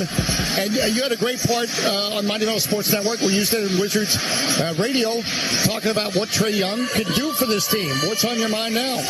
Yeah, well, first of all, he's on the Wizards bench tonight wearing an Allen Iverson Georgetown jersey. That's great. But, of course, we all look forward to seeing him on the court. And whenever he is ready to debut, one thing he can really help with is generating corner three-point attempts. The Wizards averaged the second fewest corner threes in the league, and last year they were dead last in the NBA. The Hawks, meanwhile, regularly ranked high in corner three-point attempts with Trae Young running the show. So whenever he gets into pick and rolls with Alex Sarr, that could open up a lot more looks in the corners. Enticing. Download of Brook Lopez and Marvin Bagley the foul. As we start this fourth, here we go, gang. You know the deal. Driving, pull over, driveway stay there, 81-79. The Wizards. Yeah, what Trae Young brings is it's pick and roll assists, it's lob assists, it's kick out assists, it's skip pass assists. The guy led the NBA in assists, so that's his strength. Third all time in assists in NBA history. Lopez makes the free throw. Oh, here we go. Fourth quarter, 81-80 Wizards. And again, no Kawhi Leonard, but it doesn't matter. If the Wizards can somehow navigate to a victory, a huge one on their season of development. Lopez second free throw, thought about going out, but it went in. We are tied at 81. Now working right to left. Bagley brings it across the court as the Clippers had full court pressure left of the circle. Riley on the dribble. Now left elbow. Keyshawn George is back to Cam Christie. George faces a little shimmy shake, right elbow off the back of the iron. No. And by the way, that great shot by Keyshawn George then, the third, was after the buzzer, unfortunately. Left the circle done, which is why we're tied at 81. Lopez, top of the arc for three. In and out. George rises for the rebound. Volleyball's around. Comes out to Miller. Foul line. Right corner Batum. Now right wing Christie slashes. Right block. And Justin Champagnie a foul. Now Champagnie defended the rim. It's the second team foul the Wizards here in the first minute of the fourth quarter. Big shout out to everyone inside the arena listening on 87.9 FM. Can't thank you enough for being part of our community. Again, the next time we all get together in person is our next Michelob Ultra Live post-game party. That'll be at Fuddruckers on January 30th after the Lakers game. So mark that on your calendar. We had so much fun when we did this in December. January 30th at Fuddruckers, just steps away from Capital One. A 5-minute walk. Not even a fast walk, 5-minute walk. 82-81 free throw made by Cam Christie. I think it's important as we delve into this fourth quarter that the Wizards continue to play with pace.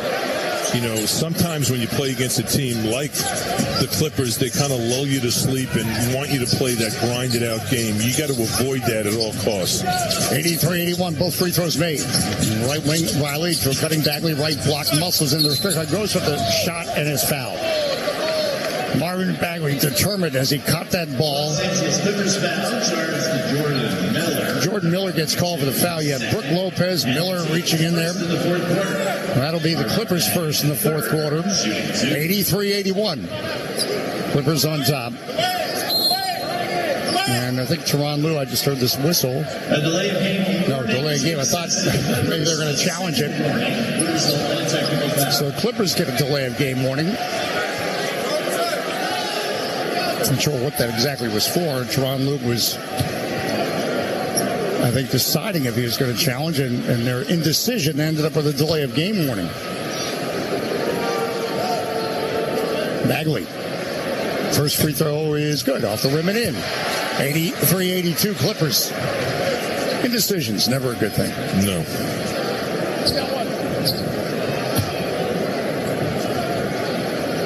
Another one coming for Marvin Bagley. He's been Mr. Bounce this year off the bench. Quiet in terms of points tonight. Like he's only taken 3 field goal attempts. 83-83. We are tied. 11:02 to go. left to right. Chris Dunn, left the circle, guarded by Trey Johnson. Right in the circle, Jordan Miller, guarded by George. Off a Lopez screen, he tries to work. 12 on the clock. Miller, right wing, out from Dunn. Left wing, Batum, getting out to him, Champagnie. Feed Miller at the foul line, lost the ball. As Keshawn George was draped on him, comes up with it. George now, center circle. Trey Johnson, right wing, right of the lane. Bounce pass, Bagley, running, jump hook in the lane is good. With the left hand, and the Wizards go up 85-83. Trey Johnson showing he's the playmaker there. Jordan Miller out front. Hash mark on the right wing, guarded by Keshawn George. Miller goes at George, right elbow, spins, denied in the right corner. Batum for three off the rim. Rebound, Will Riley. He rarely misses an open shot in the corner, Batum. Riley, hash mark right wing, top of the arc, Bagley. Hand back off to Riley. Riley, top of the key, probes, foul line, runner at the foul line, in and out. Bagley, the tip, no, just didn't go in. Lopez and secures it. Up court, left the circle, Christie. 9:56 to go, 85-83 Wizards. Christie off the screen, left devil, left block into traffic. Cross-court pass broken up by Champagnie, then off Batum. Champagnie, that was smart. He knew he couldn't grab that.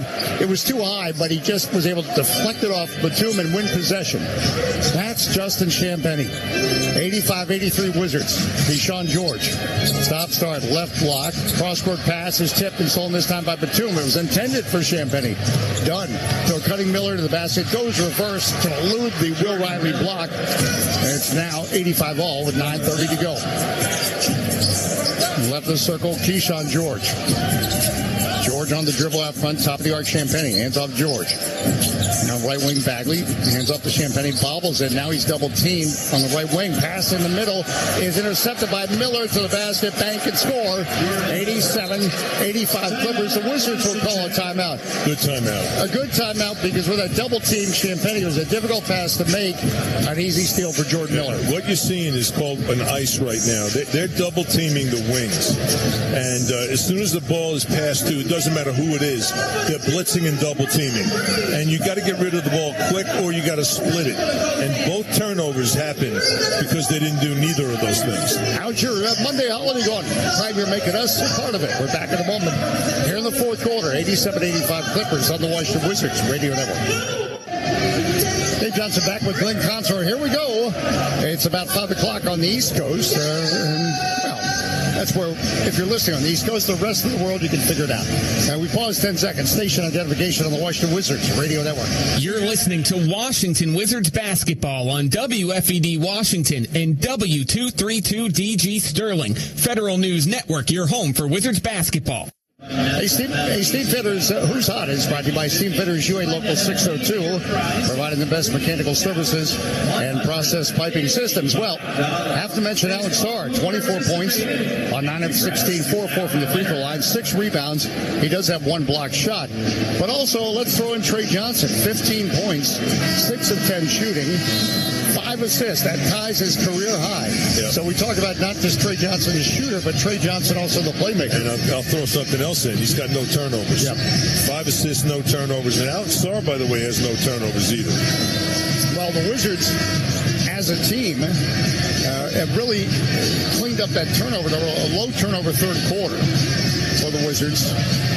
And now with 9:10 left, as we often know, turnovers in the fourth quarter make a difference. Working right to left, Keshawn George will give it to Carrington. Carrington through the center circle.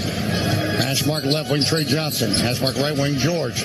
Goes at Christie. Muscles into the paint, but then lost the ball loose. He's on the floor after it. Still knocked around, and finally Jordan Miller comes up with it. Miller foul line, goes at Johnson in the restricted arc, and blocked from behind by Bagley. Miller gets it back, knocked loose by George, and Bagley comes up with a steal. And then we're going to foul on Jordan Miller as he pushed Bagley in frustration. Wow, the Wizards, the way they've been recovering, getting back on defense. Swarmed them, yep. I really like the hustle tonight, especially coming off that West Coast trip where there was some crazy back-to-backs, and Wizards have done a great job setting a precedent early this game with their energy. 87-85 Clippers. Left wing Trey Johnson, catch and shoot for 3. Oh, they wanted to go down, it didn't. All right, Clippers up court, Dunn goes at Johnson. Dunn, right of lane, crossover. And a foul by Keshawn George as he knocked it away. That'll be the third on Keshawn with 8:29 to go in the fourth quarter on this Monday, 87-85 Clippers. Keyshawn George, that was his third foul. So Jamir Watkins and Will Riley come in. Trey Johnson and Keyshawn George goes out. George going out with 16 points. Trey Johnson going out with 15. Right sideline, Batum. Inbound to Miller. Capital One Arena logo on the right side. Miller off a Lopez screen. Foul line. Behind him, Christie. Foul line. Left wing, Miller. Left corner, Dunn for three. Got it. Big shot, 91-85. A 7-0 Clippers run. Probably 90-85. A 7-0 run, though. Carrington out front. Top of the arc. Ball knocked loose by Dunn. Dunn scoops it up. Center circle. Goes at Jamir Watkins. Lost the ball.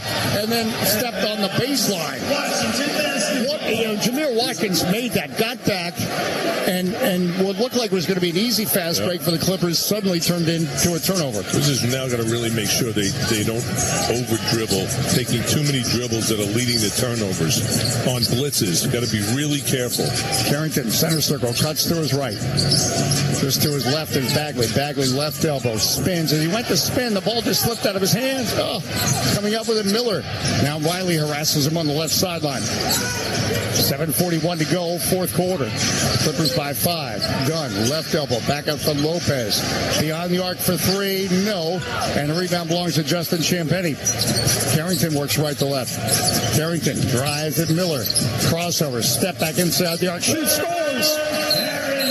Inside the arc on the right wing. Carrington makes it 90-87. Wizards within 3, 7:22 to go in the fourth quarter. I want to see more ball movement like that to get into the mid-range. You don't need to beat this team from 3.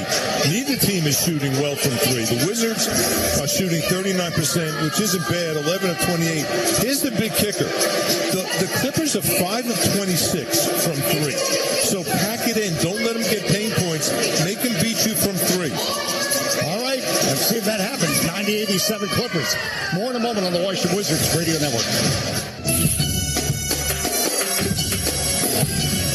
Got the back with the Glenn Consort as Robinhood brings you the official numbers. Robinhood, the official brokerage and jersey patch sponsor of the Washington Wizards. Again, it's a 3-point game. Clippers 90, Wizards 87 with 7:22 to go in this fourth quarter. Now, the Wizards, unfortunately, the turnover number Glenn Consort has gone up to 19 points, leading to 21 Clippers points. The Wizards only 10 points off 15 Clipper turnovers, so that's a big swing in this game. It's everything, this game. And the Clippers are on a 21-9 run over the last 7 minutes and 51 seconds, which goes into the third period. That's when these turnovers are happening. So you got to eliminate these turnovers because they're leading the buckets. And, what's also happening now, the Wizards have 73 attempts. The Clippers have 69 attempts. If they wouldn't have turned the ball over, that number would be up. You got to value possessions. In the Wizards' biggest lead, they were up by 10, and that's when the Clippers charged back. All right, well, that's why they won 12 of 14 games. They're the hottest team in the NBA after such a slow start. It's curious. Bradley Beal is obviously out with injury. Chris Paul leaves the team. Kawhi Leonard missed 10 games early. But now, boy, have they found their form. Zubac right at the top of the key. Back out to Jordan Miller, center circle. 10 on the clock. Miller off a Zubac screen. Miller out front, Christie. Top of the arc. 6 seconds. Goes at Watkins. Drives. Puts up the shot, and we're going to have a foul. Jamir Watkins will get called for the foul, so Cam Christie will go to the free throw line. His fourth. Again, a rookie, Jamir Watkins. And we say probably NBA defensive ready. He's certainly showing it, although commits a foul there. A lot of time left in this one to sort it out. Down the stretch here, there's 7 minutes to go. Wizards have to make the adjustment because what's happening is they're getting blitzed. The Clippers are blowing up dribble handoffs. They're blowing up pick and rolls, which means they're just cracking you, and they're playing physical. So you got to avoid those dribble handoffs, avoid the pick and rolls, and if you do it, get rid of the basketball earlier before the double team happens. Christie makes both free throws, 92-87. 6:59 to go, fourth quarter. Working right to left above Carrington. Center circle, Justin Champagnie, left elbow. Alex Starr, bounce pass. Riley, right elbow into the right corner, Carrington. His pass is tipped by Dunn and goes into the Wizards bench. But that made you queasy the way it looked past it. So fortunate not a turnover. And now James Harden comes back in. You know, and they've made the adjustment. The Clippers are getting in the passing lanes with their hands. Now inbound by Carrington, comes up to Champagnie. Capital One Area logo right side, top of the arc. Riley spins. He lost Miller. A three off the back of the iron. No. Dropped him. Oh, with that spin move, he left Jordan Miller all crossed up, but didn't make the three. Now Dunn gets fouled from behind, out front by Carrington, as he went for the steal from behind. 92-87. Boy, that would have been spectacular had Riley's three gone down. It's going to be the 15th foul on the Wizards. The Clippers have two. All right, just about halfway through this fourth quarter. So Dunn will shoot two. James Harden is back in with 28 points. Half of them exactly from the free throw line. He's 14 of 14 from the free throw line. Dunn makes the free throw. You know, all elite scorers in the history of the NBA, they get to the line. And Harden is in that category. As Chris Middleton comes back in for Will Riley. And we saw Gilbert Arenas a master at that too when he was in his heyday, getting to the line so often. Dunn, second free throw, no. Justin Champagnie, the rebound. 93-87, 6-point game, 6:27 left, fourth quarter. Right of the circle, Carrington off a Sarr screen, back to Sarr, top of the arc, hands off Middleton, bounce past Sarr to the basket, hangs, flips up a shot, no. Battle for the rebound and went off Zubac. Well, as Sarr was hanging, he couldn't slam it, and he couldn't make it. Possession Wizards. Baseline left, working right to left. Carrington inbound the ball. Into Middleton on the baseline left. Left wing outside the arc. Sarr for three off the back of the iron. No. Carrington swats a rebound out to Champagnie, who launches a three. It's there. A second chance three. 93-90. The Wizards are fighting. You know that.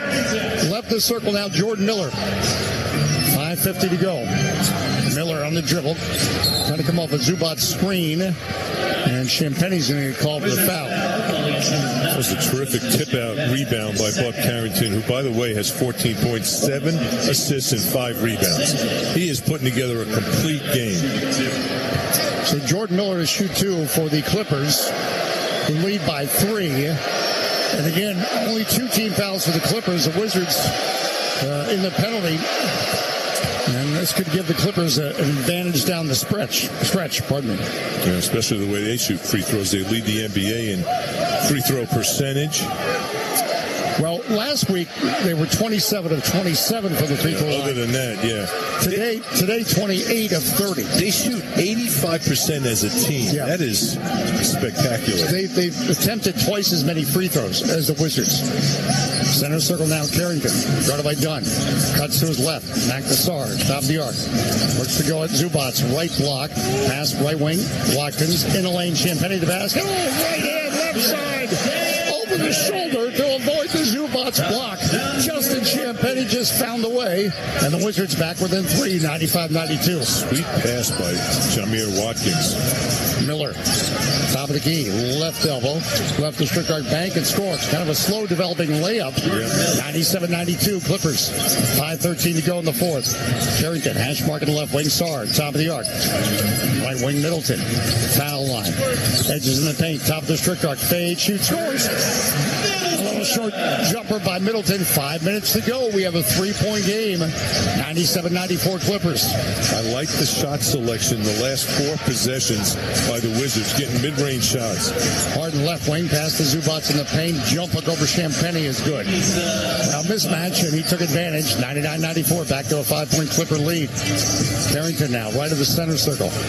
Right of the lane, Middleton, and a foul by Jordan Miller. That's only going to be the 3rd team foul on the Clippers, the 4th on Jordan Miller. Keyshawn George, who has 3 personal fouls, comes back in. Zubac, by the way, is putting together a nice game. Double-double, 14 and 12 rebounds on 7 of 9 shooting. He just takes shots that he can get, and they're not running plays for him. And Alex Sarr, top of the arc off the inbound. Middleton, hash mark on the right wing. Still on the dribble. Middleton threads it to Sarr. Sarr to the basket, flips up a shot. No. Blocking foul. A blocking foul by John Collins is going to put Sarr at the line to shoot 2. You know, that's another play that Sarr would not have made last year, and I'll tell you why. That was a pick and roll. It was a high pick and roll. Alex rolled to the basket. Middleton was able to sneak that pass in, thread the needle pass. Not an easy pass to catch, and he caught it and was able to go right up with it. Sarr makes the free throw, 99-95. Again, by comparison, the Wizards are now 13 of 16. The Clippers are 28 of 30. So, free throws and points off turnovers have allowed the Clippers to at least elbow out in front of the Wizards. That is it. That is the storyline. 99-96 Clippers. Both free throws made by Alex Sarr. 4:22 left in the game. Done. Brought by Carrington out front. Nice mark on the right wing. Zubats drives into the restrict arc. Pass on the baseline, intercepted by Champagny. Intended for Collins in the corner. Carrington now, center circle. On the dribble out front. Carrington, right wing George. Brought by Jordan Miller. Middleton foul on lob for Sarr. Catches under the basket. Over the shoulder. Right hand, left side. Scores. Clippers call a timeout as the Wizards draw to within 1. That was the play of the game offensively, because great recognition by the Wizards as a team. Alex Sarr sprinted down the floor. The only one that was behind him was James Harden, and it was a wheel and seal offense. They saw him on his back. They tossed it to the wing to Sarr, and a wheel and seal, and he was able to finish. And we have a 1-point game. Nobody moved. We're back in 30 seconds on the Washington Wizards Radio Network. That was good. Dave Johnson, Glick Cosmo back here in Washington. 99-98. Clippers lead by 1. I want to remind you that Chinigo Mayos, a great partner of Mighty Metal Sports, teaming up with a new veteran assist program in 2026. That's this year. Now, for every assist the Wizards make, Chinigo Mayos will donate $25 to the Vigilant Torch Foundation. That helps support our nation's veteran. Now, right now, we have 26 assists. 26 assists for the Wizards. Now, I told you $25 per assist. So if I multiply 26 by 25, hey, thanks to Chinigo Mayos, $650 is going to the Vigilant Torch Foundation. 26 assists the Wizards have on 36 field goals made. They have been very efficient offensively, except for the turnovers, which is 19. Harden. When they're not turning it over, they're assisting. Harden goes at George, left elbow, floats it up, scores. Sounded easy, it was. Harden's 11th 30-point game this season, 101-98. Clippers by 3. 3:28 to go. George, hash mark on the right wing. Goes on the baseline, drives on Harden into the restrict arc, flips up the shot and scores, and he's fouled. He was able to get a step on Harden, get into the paint. John Collins ends up fouling George as he got into the restricted arc or close to it. So Keyshawn George trying to make some free throws, close the gap. You got to make free throws down the stretch here. 3:23, cannot miss these. When you think about that Denver game, Saturday, that's really what cost the Wizards. No question. 9 missed free throws. Ouch. 101-98, and George makes the first 2-point game. Give us your thoughts if you like at Dave J. Sports at Glenn Consor. Your Basketball Monday is going to continue with the Michelob Ultra postgame show. The NBA starters are out. Glenn Consor, Chris Wright, Ryan Allen will have a lot to talk about. Say starters. I mean, for the All-Star game, of course, which will be at the home of the Clippers, the Intuit Dome, 101-100. Looking left to right, James Harden. Of course, we want to see Keyshawn George at that Rising Stars game. Center circle. Harden on the dribble, 14 on the clock. Now he blitz him, feed in the lane to Miller, left to Strickland Bank and score. He picked up that pass on his ankles and still was able to slither to his 15th point. 103-100. Timeout called by the Wizards. All right, a 3-point game with 3:01 left. 3:01 left in the fourth quarter. 103-100 Clippers. Again, we step aside. You can time us 30 seconds. We're back in a moment on the Washington Wizards Radio Network.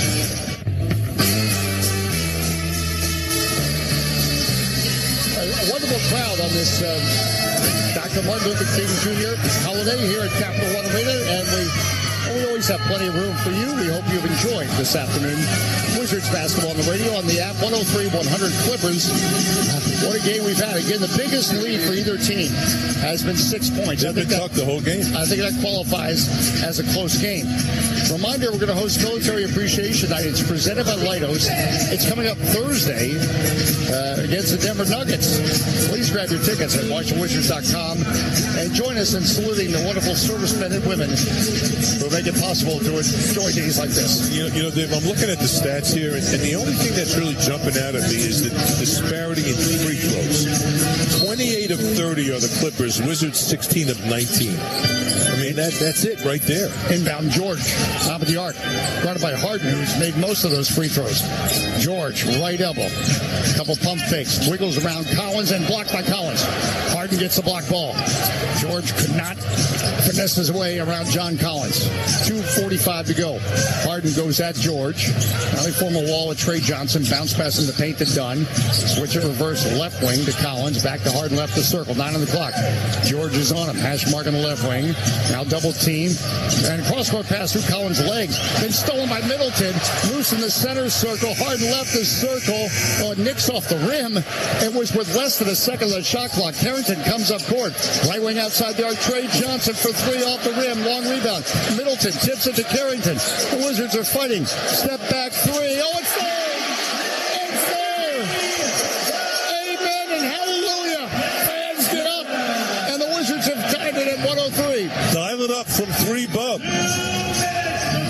Final 2 minutes.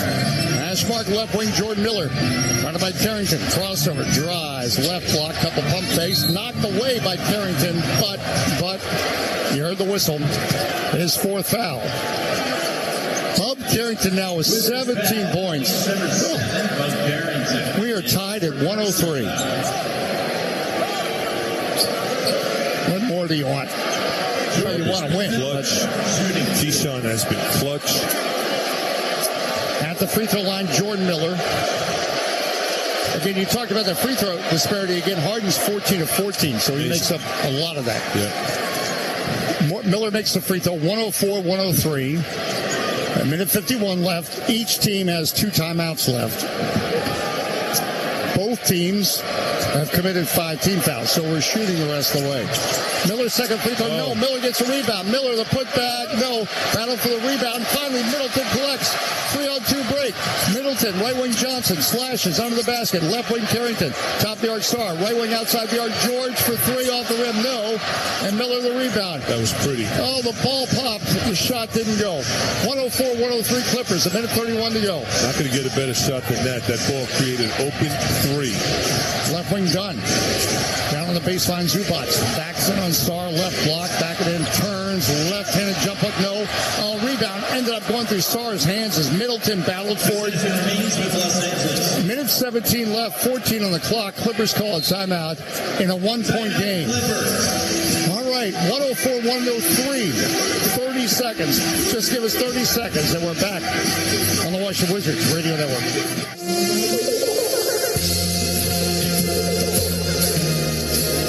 Johnson back with Glenn Consor and you on this Monday. Now the Wizards last 3 quarters last week against the Clippers outscored them 83-82. As Brian Keefe said, it all started with their defense. Well, today the Wizards Wizards have held the Clippers, I say held them to 46% shooting. That's significant. Yes, it is. And you hear the fans here chanting defense, and they should, because that's been such a big part of the Wizards' success and why they have a chance to win this one. And remember, they're 1-15 when they hold their opponents to under 50%. And they got a shot here at doing that, because right now, Clippers shooting 46%. If they can keep that number down, but also you got to make shots now because they're down one. Clippers ball, minute 17 left in Harden. 13 on the shot clock in the left corner, guarded by Alex Sarr. Sarr on him. Harden just holding on to the ball. Now puts the ball on the floor. Double team by George and Sarr. And they have to call a timeout. It was basically a quadruple team because he was in the corner. So he had the sideline, the baseline, and Sarr and George surrounding Harden. And with that, that's the Clippers' last timeout. So that could not have been the design play, because there's only 5 seconds also in the shot clock, Glenn Consor. So I don't think the play was, James, you hold the ball for 9 seconds. No, and Ty Lue made it he had a decision to make. Do I take it now or do I wait? And he took it now. Well, this is so important in a one-point game, 104-103. Clippers on top. There'll be only 5 seconds on the shot clock, so the Wizards have a real chance to get an important stop. We also talked about, this game, when you're talking about a one-point game, Keyshawn George, a brilliant opportunity, great ball movement, led to an open three, just unfortunately did knock it down. It is a league where you got to make those shots. You think about Jamal Murray and Tim Hardaway, veterans, the other night. They closed that deal for the Denver Nuggets. You could argue the Wizards toiled more, showed more grit, showed more determination. They did. But you know what? Jamal Murray and Tim Hardaway made more shots when they did it. Now they got 5 seconds to get a stop here. This is going to be a design play for James Harden, who's hanging out around the baseline. They're going to rub him off on some screens. Keep your eye on James Harden, Dave Johnson. All right, Batum left sideline, right in front of the Clippers bench, into Harden. Harden drives the basket, bank and score, losing the George block. A design play work. Clippers by 3, 106-103, a minute 6 left. That was a needed stop, but still plenty of time. Center circle now, Bob Carrington, guarded by Jordan Miller. Carrington to his right, now left the circle, Sarr. Hand off, pass mark left wing, Middleton. Oh, he drew in that 3, foul. Smart. He got Batum to foul him beyond the arc. And Middleton, talk about big free throws. So shooting 3 will be Chris Middleton. Why that was so smart is, they just confirmed it is 3, but Middleton's an 82% free throw shooter. You got to make him now, but it also stops the clock, enabling the Wizards to tie it up. To set their defense up, because the Clippers don't have any timeouts now to run and execute a new play that the Wizards haven't seen.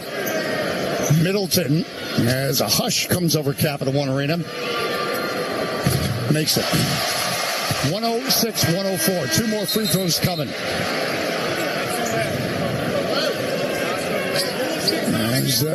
I think about the Clippers, their biggest lead 6. The Wizards actually had a 10-point lead. There's been such a competitive game, but the Wizards have done so many things well. The turnovers, the one thing you could point to that's hurt. 19 that have led to 21 Clipper points. The difference in points off turnovers is 9. Tell you what's really cool about this right now, the situation makes this shot at the tie game. Both benches are standing. Both. And again, unless you're driving, you can stand if you want. I think a lot of fans are going to start standing. Middleton makes all 3. Clippers without a timeout. 106 all the score. Keyshawn George is glued to James Harden right now, who doesn't have the basketball. You can't let him get it. Deny him. John left the center circle, guarded by Johnson. Cuts to his right. Back to Harden, center circle. Guarded by Keyshawn George. Chance of defense with 10 on the clock. George guarding Harden, who's in the center circle. Now Harden goes to work. Left elbow driving the basket. No, but a foul. Now James Harden with 3 seconds on the shot clock. Trey Johnson will be the one that gets called for the foul, helping out.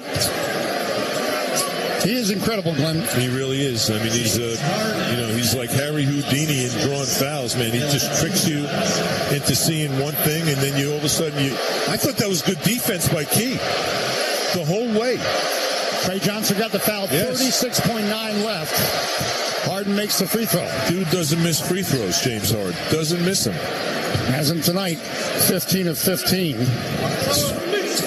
for James Harden. Yeah, the Wizards as a team are 19 of 22 on the free throw line. That's good. Harden, another one amid the boos. All right, he makes both a timeout for the Wizards. 108-106, a 2-point game with 36.9 seconds left. Step away for 30 seconds. You might want to call your friends on the Washington Wizards Radio Network.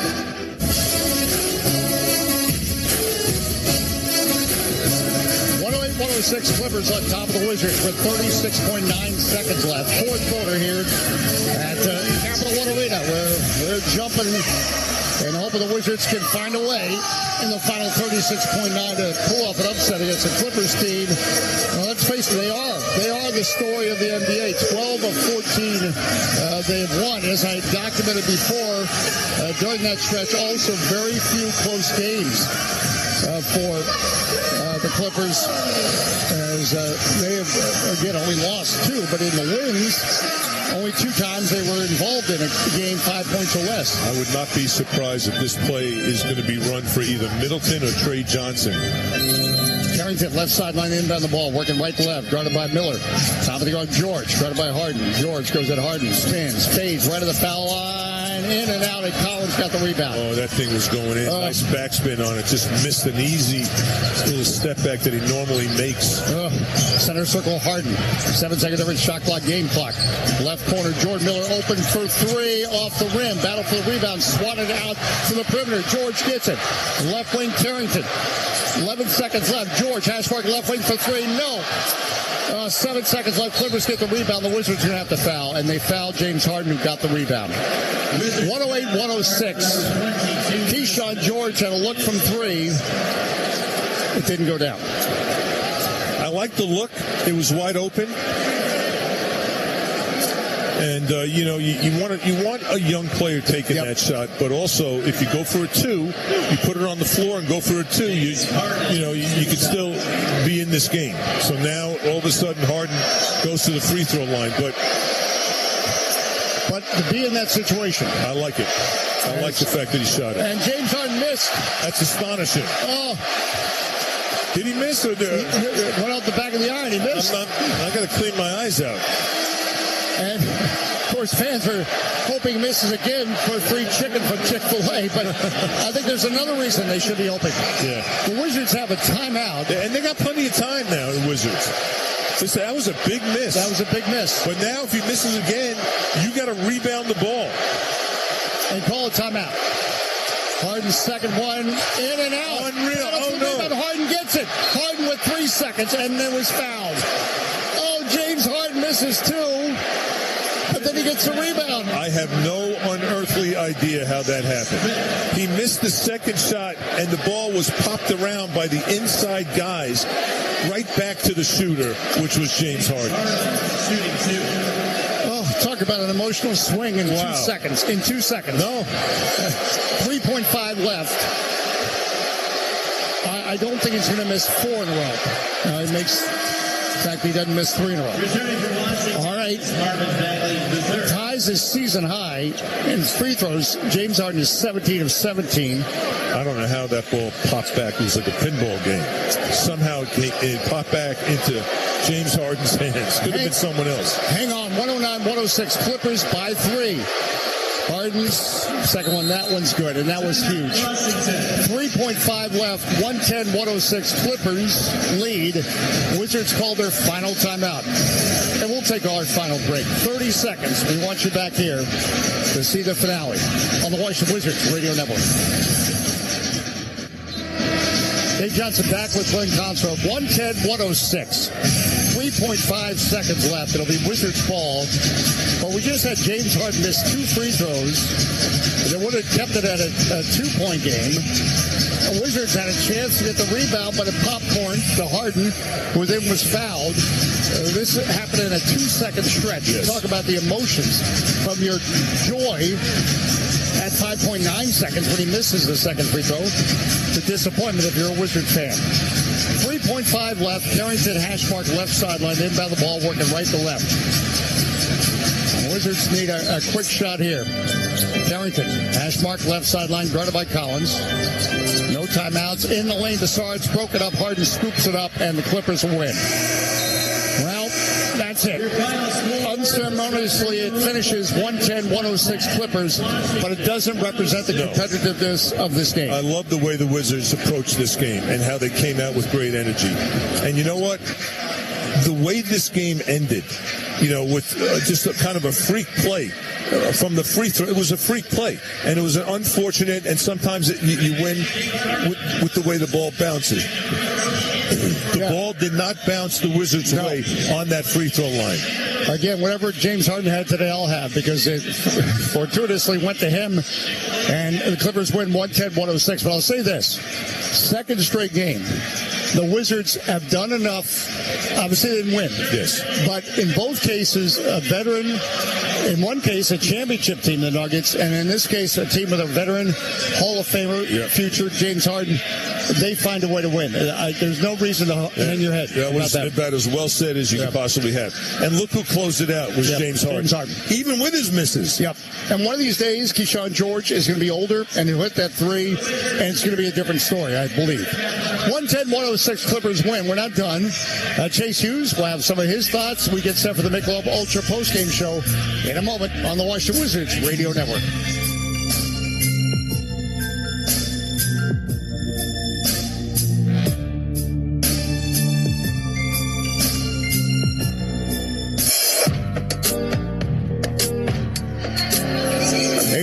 Contra back after one quarter of play. We're tied 26-all between the Wizards and Los Angeles Clippers. As always, we're presented by Capital One, offering checking savings accounts, no fees or minimums. What's in your wallet, Chase Hughes?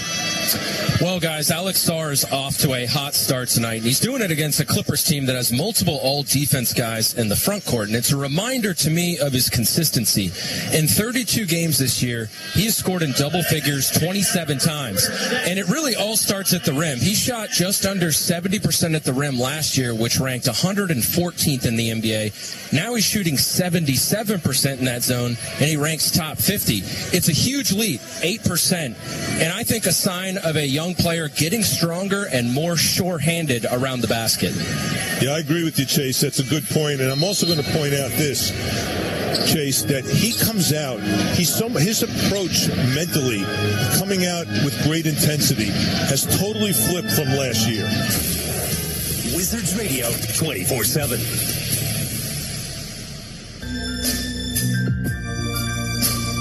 Dave Johnson, Glenn Contra, back with you at Capital One Arena. 110-106 Clippers do prevail. Just barely this afternoon. We bring in Chase Hughes from Monumental Sports Network, and also part of our radio team. And Chase, look, a future Hall of Famer James Harden ended up being the difference in a game when he's playing against basically college-age players. And that's no discredit to the Wizards, but that shows the difference of a veteran like James Harden and a young team like the Wizards. Absolutely. Still a tough competitive loss. I think their defense really kept them in it. You know, they didn't shoot well, and they struggled to protect the ball. 19 turnovers, including 6 in the fourth quarter. But I thought it was a good game for the development of those young players you mentioned, because they were put in big moments down the stretch. Bub made a 3 with 2 minutes left. Then Keyshawn actually got 3 looks in the final 2 minutes that he missed. Then Trey Johnson with the foul on James Harden late. Those are situations that they can learn from, whether they ended up well or not. A few other positives would be Alex Sarr's performance, 28 points. He was going up against 2 all-defensive big men in Zubats and Lopez. Trey Johnson bounced back really well. He had a rough end of the road trip. And then Jamir Watkins, speaking of valuable experience, just him defending James Harden as much as he did, he can learn from that too. Yeah, well said, Chase. And also Jamir had 7 rebounds. And I got to tell you something. That 3-point shot, Chase, and I want to get your read on this. You know, you can make a case, well, they were down by 2 when he took that shot. Should have gone into the mid-range game. But you know what? Young player like that, I love the fact that he wanted to end it. I love the fact that they gave him, that he had the confidence to take that shot. And I don't think anyone in that Wizards locker room was telling him he should have went for a 2. Oh, So, of course, I mean, we all know the famous story about Kobe Bryant against the Utah Jazz. I believe it was in the playoffs, right? He said he would take the last shot. He missed it, but he ended up making quite a few of them the rest of his career. Yeah, and I just love the fact that he wanted to end it. He took that three. That was nice. And again, that's part of the development. If you're a young player on another team, you're not even getting that chance to shine. Chase, at Chase DC Sports, we're going to keep up to date with you because you got all the good stuff. And we'll see you back here on Thursday when we're home again against the Nuggets. Can someone pour me a drink? It's time to get back to the radio party with Dave and Glenn on the Washington Wizards Radio Network.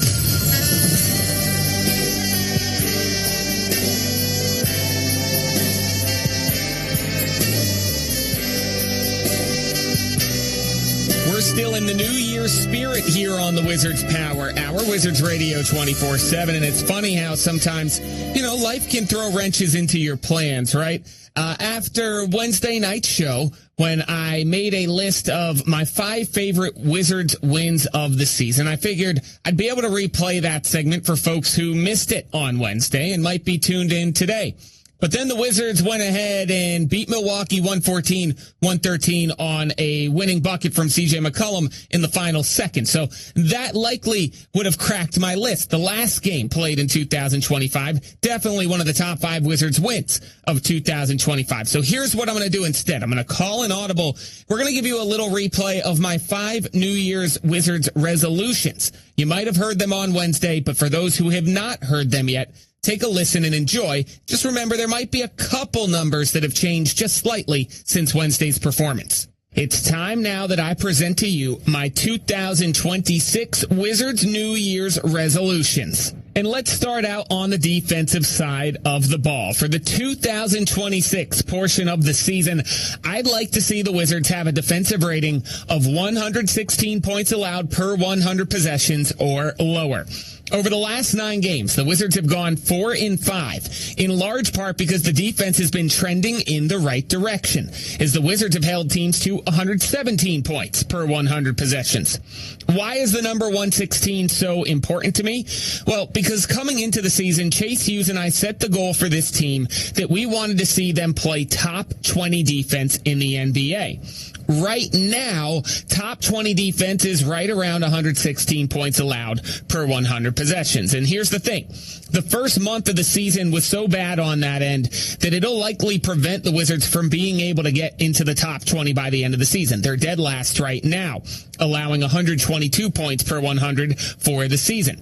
But if they can start right now, the rest of the way, allowing 116 points per 100 possessions for the 2026 portion of the season, that rating would probably be in the top 20 in the league for the 2026 part of the schedule. And that's the type of progress we're looking for. And it will have to start on the perimeter because we know the impact Alex Sarr has been having around the rim. Out on John Morant. Aldama, hash mark on the right lane, goes at Middleton.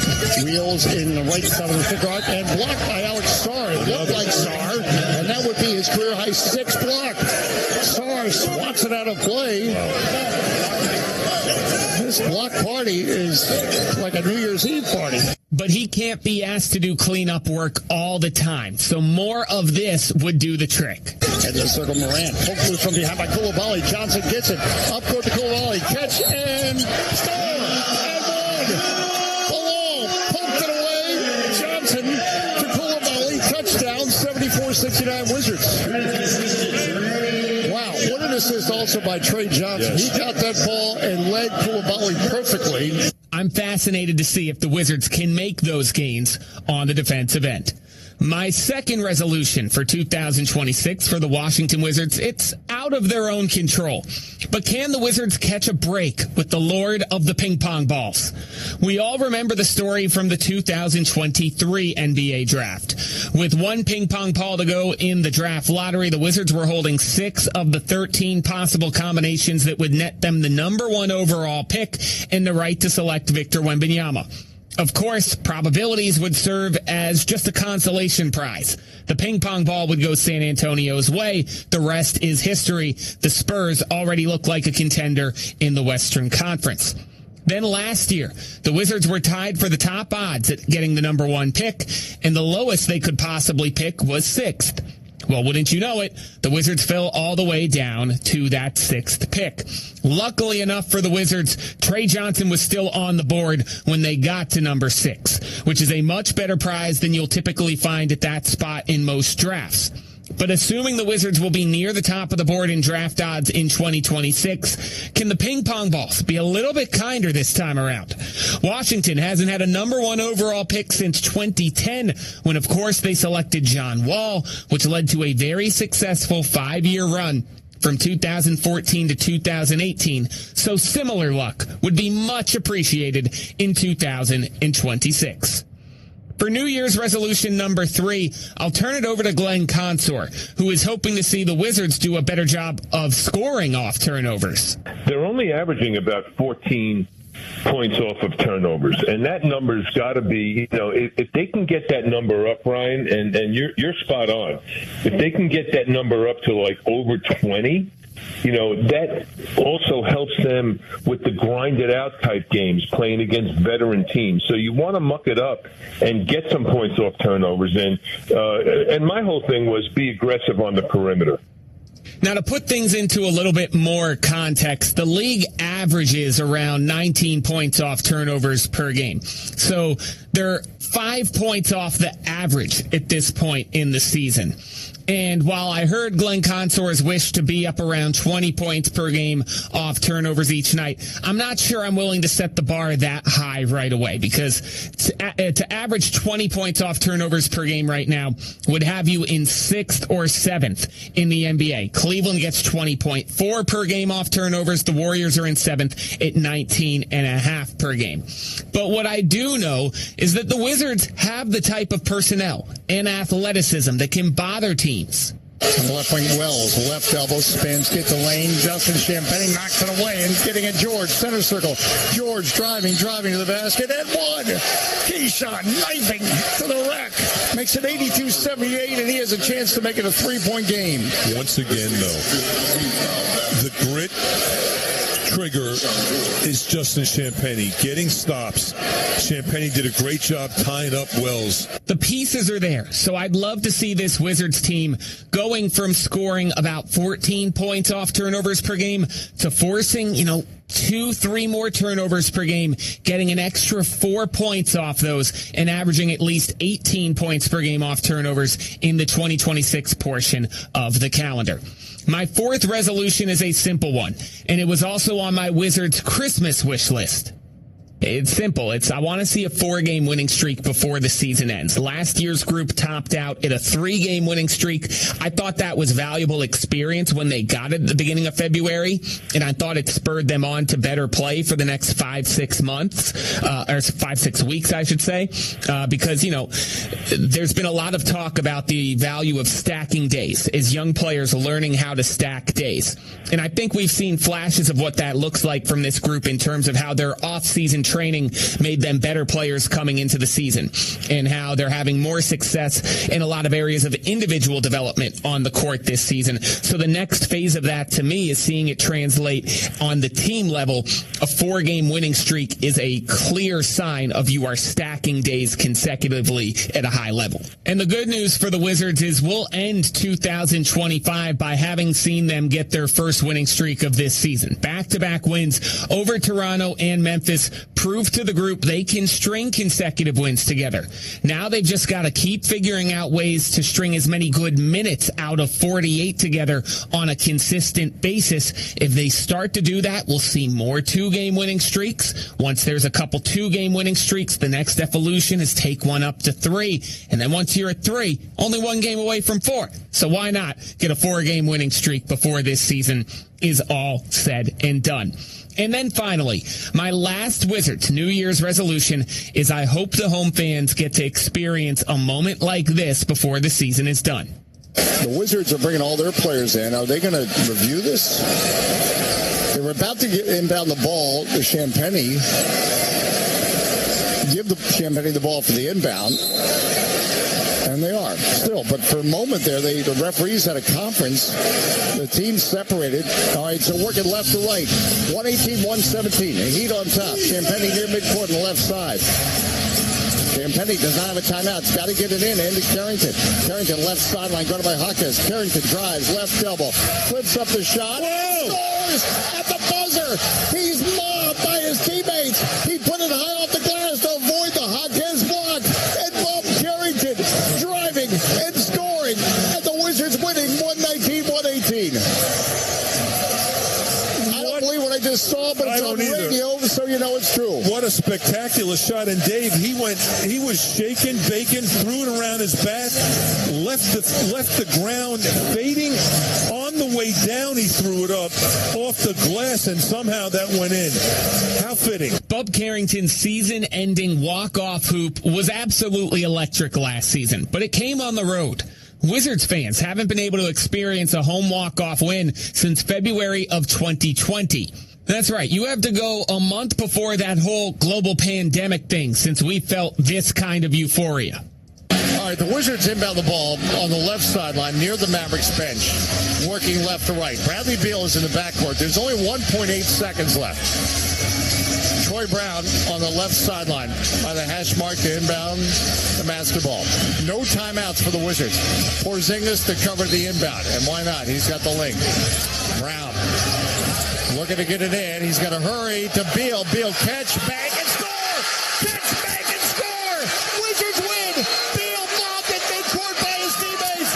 Bradley Beal, the catch, bang, and score! 119-118. Wizards win over the Dallas Mavericks. Bradley Beal's game winner against the Dallas Mavericks on February 7, 2020 remains the last home buzzer beater in front of the Capitol Arena fans. At the end of the day, there's nothing more thrilling in the sport than seeing the ball go through the hoop with the red lights surrounding the backboard, and thrills are what we all come for. So hopefully we'll get at least one in 2026 at Capital One Arena. Those are my Wizards New Year's resolutions, and may 2026 be a healthy and prosperous year for all the members of our DC family. And now it's time for a flash. Wizards Radio, 24/7. All right, they're going to check on that. While they check on that, Chase Hughes, you're thinking about Keyshawn George, right? Yeah, so in the first half, we saw him attempt more twos than threes, and that's a reflection of a different approach for him this season. Last year, Keyshawn attempted about 65% of his total shots from three. Now it's about 46%, meaning he attempts most of his shots from two. Even in college, he took more threes than twos. And he's also creating a lot more for himself. Last year, 57% of his two-pointers were assisted on by teammates. This season, that number's been cut in half, and he's got the 14th lowest percentage in the league. Wow. You've been really working hard on these numbers. I tried, Dave. Yeah, Tracy, wow. No wonder you look so sleepy. This is Dave Johnson, voice of the Washington Wizards, and we are so glad you're locked in right here on Wizards Radio 24/7. I love the game, fast-paced game. What is the latest with the Wizards? What happened this morning at shoot-around? Is this player going to start, not going to start? I love the superstars. What is the matchup like, the key matchup for the game? That's what you're going to find, the very latest. Ball movement, shots, dunks, what's not to love about it? The scouting report. You will have some of the notes that we can share with you. I love the game, man. Love the game. 24/7. You get the latest on the Washington Wizards, and I do mean the latest. Wizards Radio 24/7 is the best app you can get. Wizards Radio 24/7.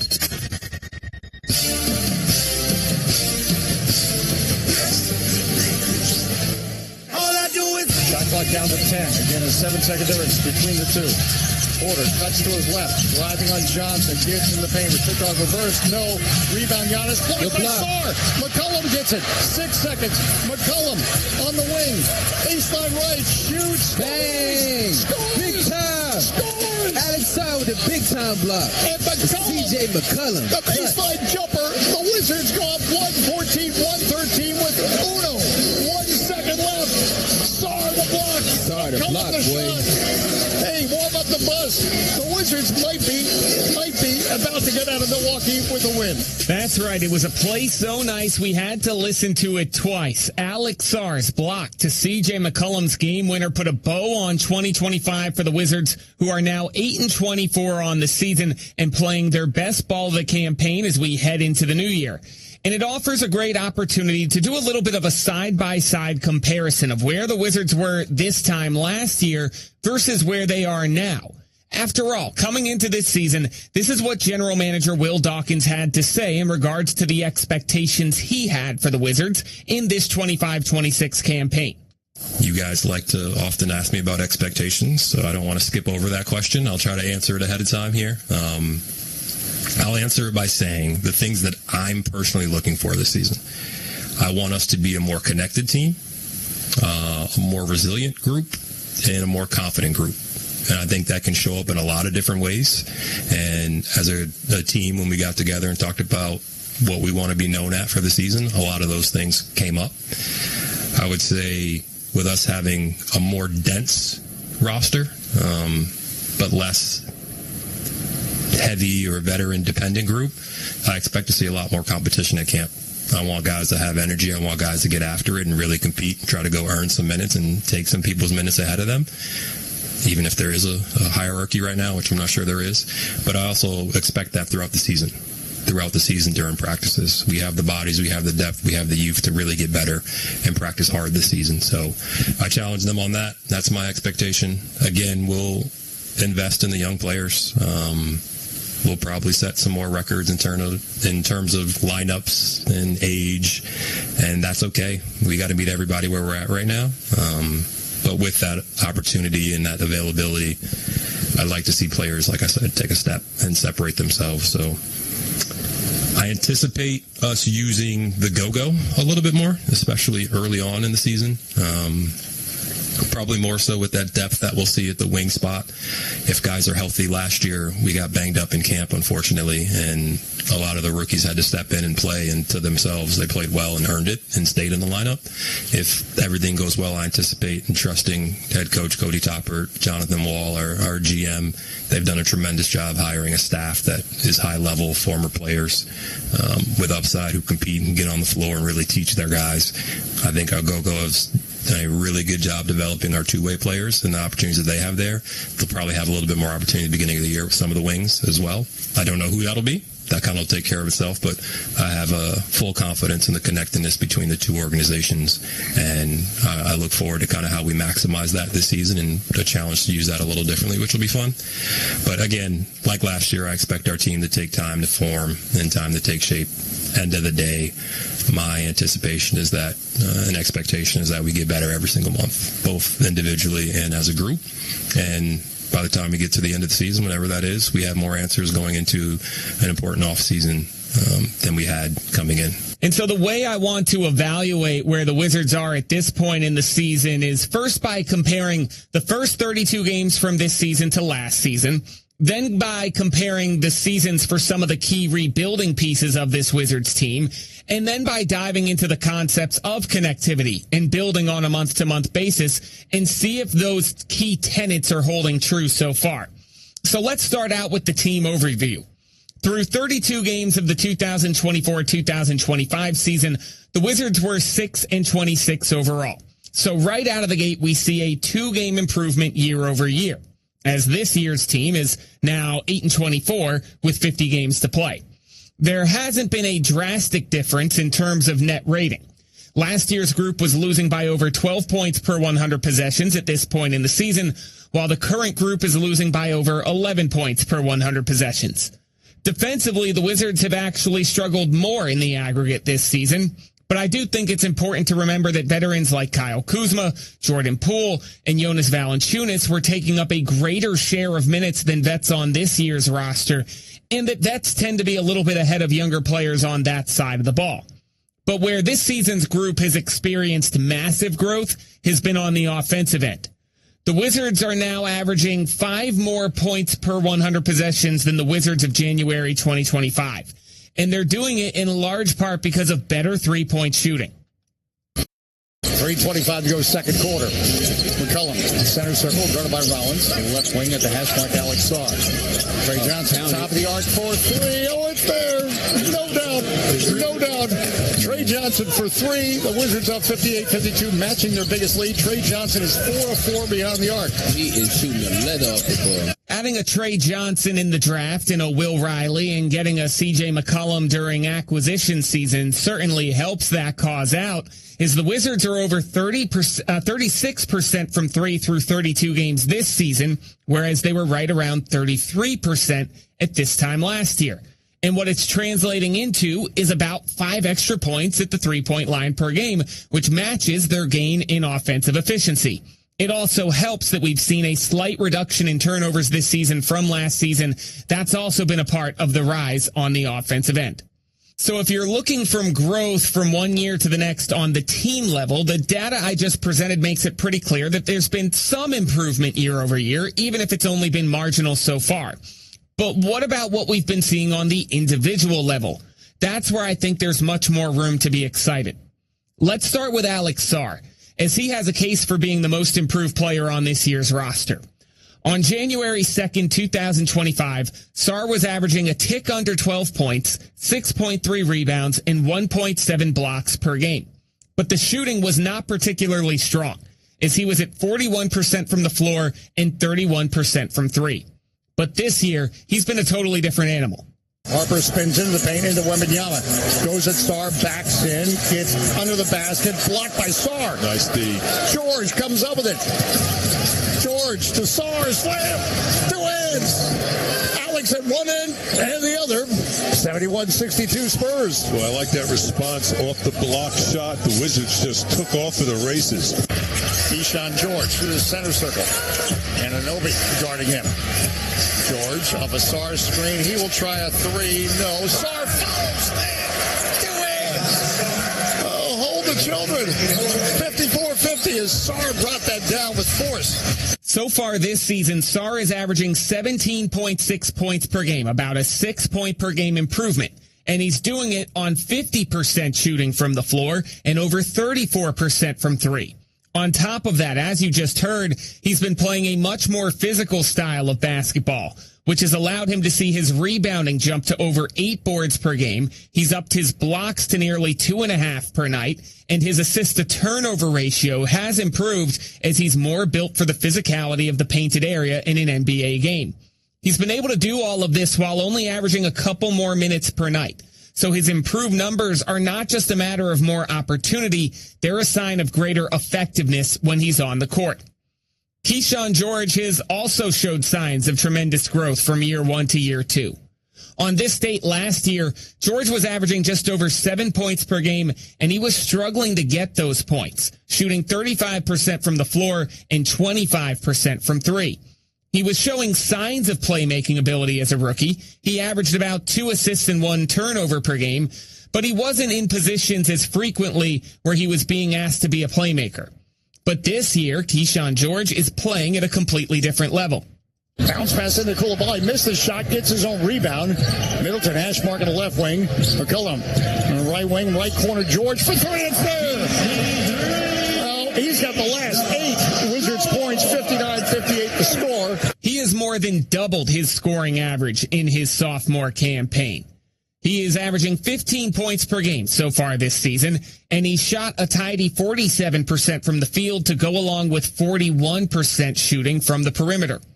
He's pulling in nearly 6 rebounds per game, dishing out over 5 assists per night, and still is active defensively, getting a block and steal each per game. His usage rate has taken a massive climb, and he's improving as he does it. Normally, you see young players increase their usage, and a dip in efficiency immediately follows. But that has not been the case for Keyshawn George. And then in terms of meeting the call for growth on a month-to-month basis, I'm going to give you an example of how it's happening at the individual level this year, as well as how it's happening at the team level. We all remember what Bub Carrington did just 2 nights ago. Pass on the wing intercepted by A.J. Johnson. Splits 2 defenders. Left elbow, driving, going to the basket, bang. No, battle for the rebound. Champagny comes up with it.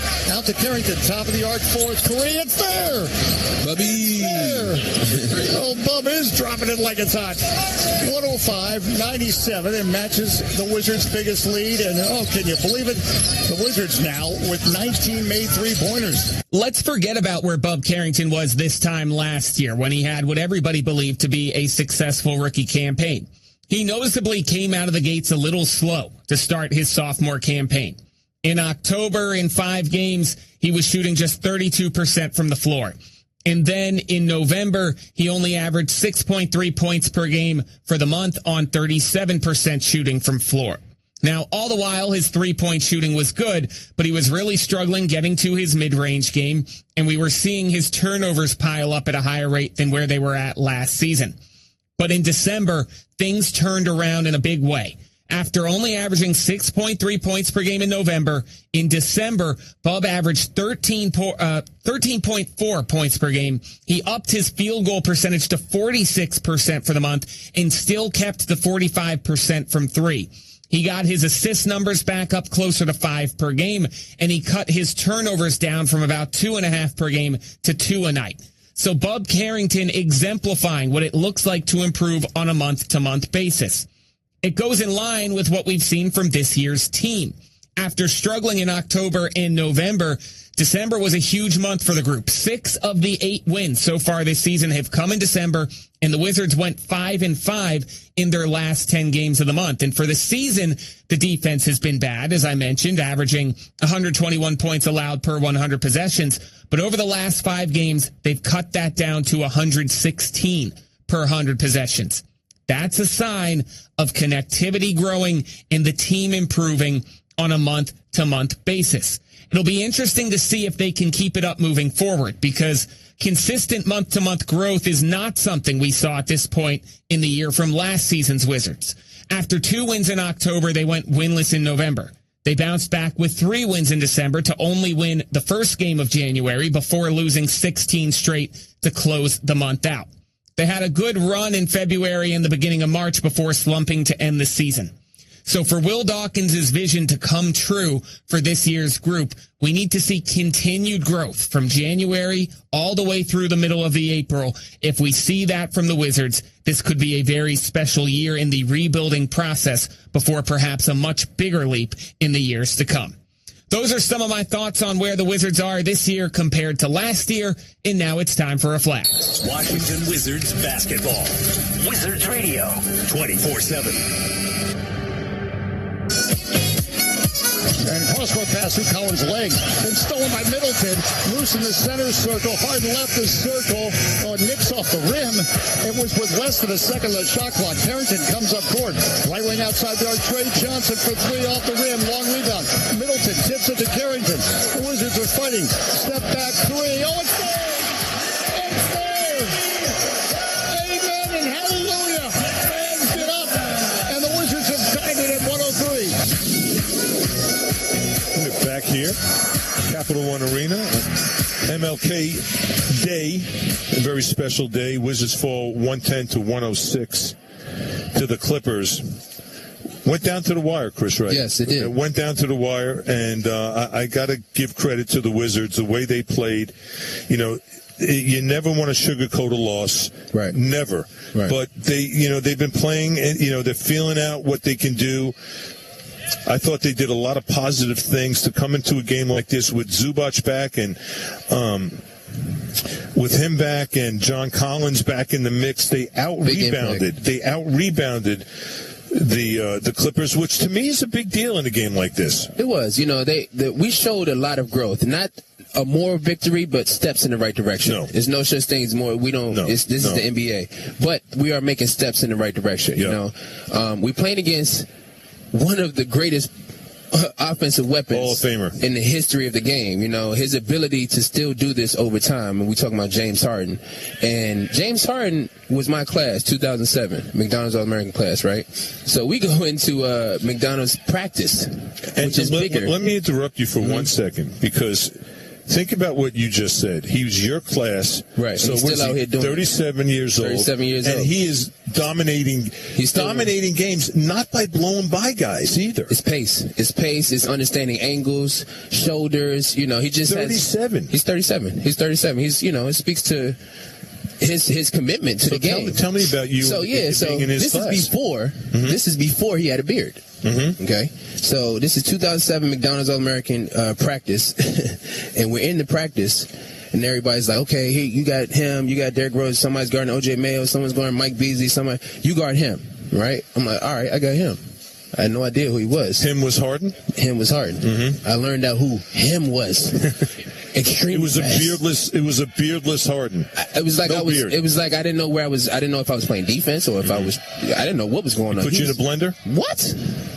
It was bad. It was bad. But, after that, I gained some respect. I scored, did my thing. But I knew from that point on, just by his movements, that he was going to be a special player. Was he that physical of a player? You know, like, because he you was think way about more him. athletic, too. Yeah, but his body, you discount that a little bit, how strong he is. He always was solid frame. As you get older, and you play, you get naturally bigger. And you can see from his time from OKC to now how he looks still fit and strong. But yeah, he was always physical guard. He was always a little bit taller than you. What impressed you most about playing against him? His pace. What was it? His pace. It's similar. Certain guys have certain rhythms to their dribble, and I can eventually count them, and figure out what this guy likes to do or not. You cannot figure out his rhythm to his dribble. He has an unbelievable, uncanny ability to play offbeat, Kind of lull you to sleep. like a Jamal Crawford. Yeah. Kyrie Irving does the same thing. Darius Garland does. Yeah. They're very wizardry with the basketball, and he has that type of movements. It looks like he's not doing anything, but he covers so much space and he's almost a phone booth scorer. He's any type of scorer you want at every level. He's able to master that, and that's something about him. And he goes by you without that lightning quick speed. I mean, I think when you look at a Kyrie Irving, he's got quick twitch type moves, crossover moves. Harden is, kind of slow motion goes by you. He is, but his feet are always in the right direction. That's the thing that I hope a lot of kids understand, that if you watch James Harden, his feet are always pointing towards the rim. And if those feet are pointing towards the rim, it's a very aggressive mode. So anytime he wants to step back, anytime he wants to shift left to right, he's always on balance to do that, which makes him extremely hard. Now, you add the ball handling and the shooting ability and the strength to that, you have someone that's a top 10 scorer of all time. Him and Luka, those two guys, there's probably no one better. Yeah. Drawing fouls. Him, Lucas. Shea's in there, too. Shea's in there as well. I mean, they just have They're masters at it. They're master at it. They're master of angles. They're master at understanding how to be on balance and being fouled. That's a hard thing to do, because a lot of times Lucas seems like he's off balance, but it's actually the shot he wants to shoot. James is the same way. And even the ability to make it look like a foul. Yeah. No, that's the art behind as well. That's a skill, man. That's a skill in itself. And a skill James Harden was able to use 20 times. He took 20 free throws on his own. The Wizards took 22 as a team. It all led to the Clippers outscoring the Wizards 33-19 at the free throw line in a game that was decided by only 4 points. Wizards will try to straighten that out Thursday when they take on the Nuggets at 7 o'clock on the Washington Wizards Radio Network. Hey, this is Sandy. Listen up. I'm in Memphis now, but still listen to the Radio Party live.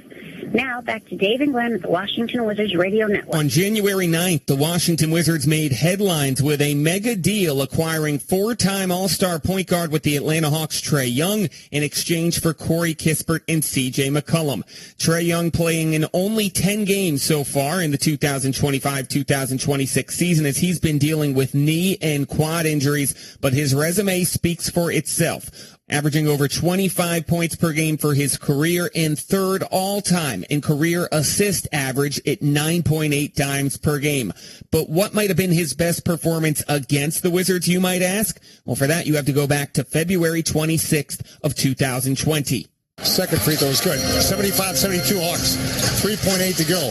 Baseball pass up court by Bertans. It's broken up intended for Beal. Young gets it.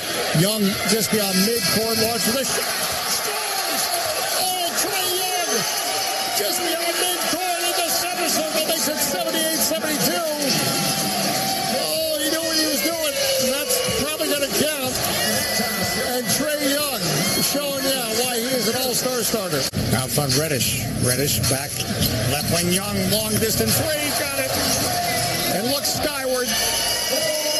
Trae Young almost needed a ticket for that shot. 103-78. That's right. On the tragic day of Kobe Bryant's passing, Trae Young delivered a performance to remember. He had 45 points and 14 assists, one of his best games as an Atlanta Hawk coming against the Washington Wizards. Wizards fans can't wait till they get to see Trae Young put up those types of numbers in a Wizards number 3 uniform, but we're still waiting for when that might happen. Of course, we already mentioned the injuries that have limited him to just 10 games so far this year. He is going to be recovering from those injuries with the Wizards for now.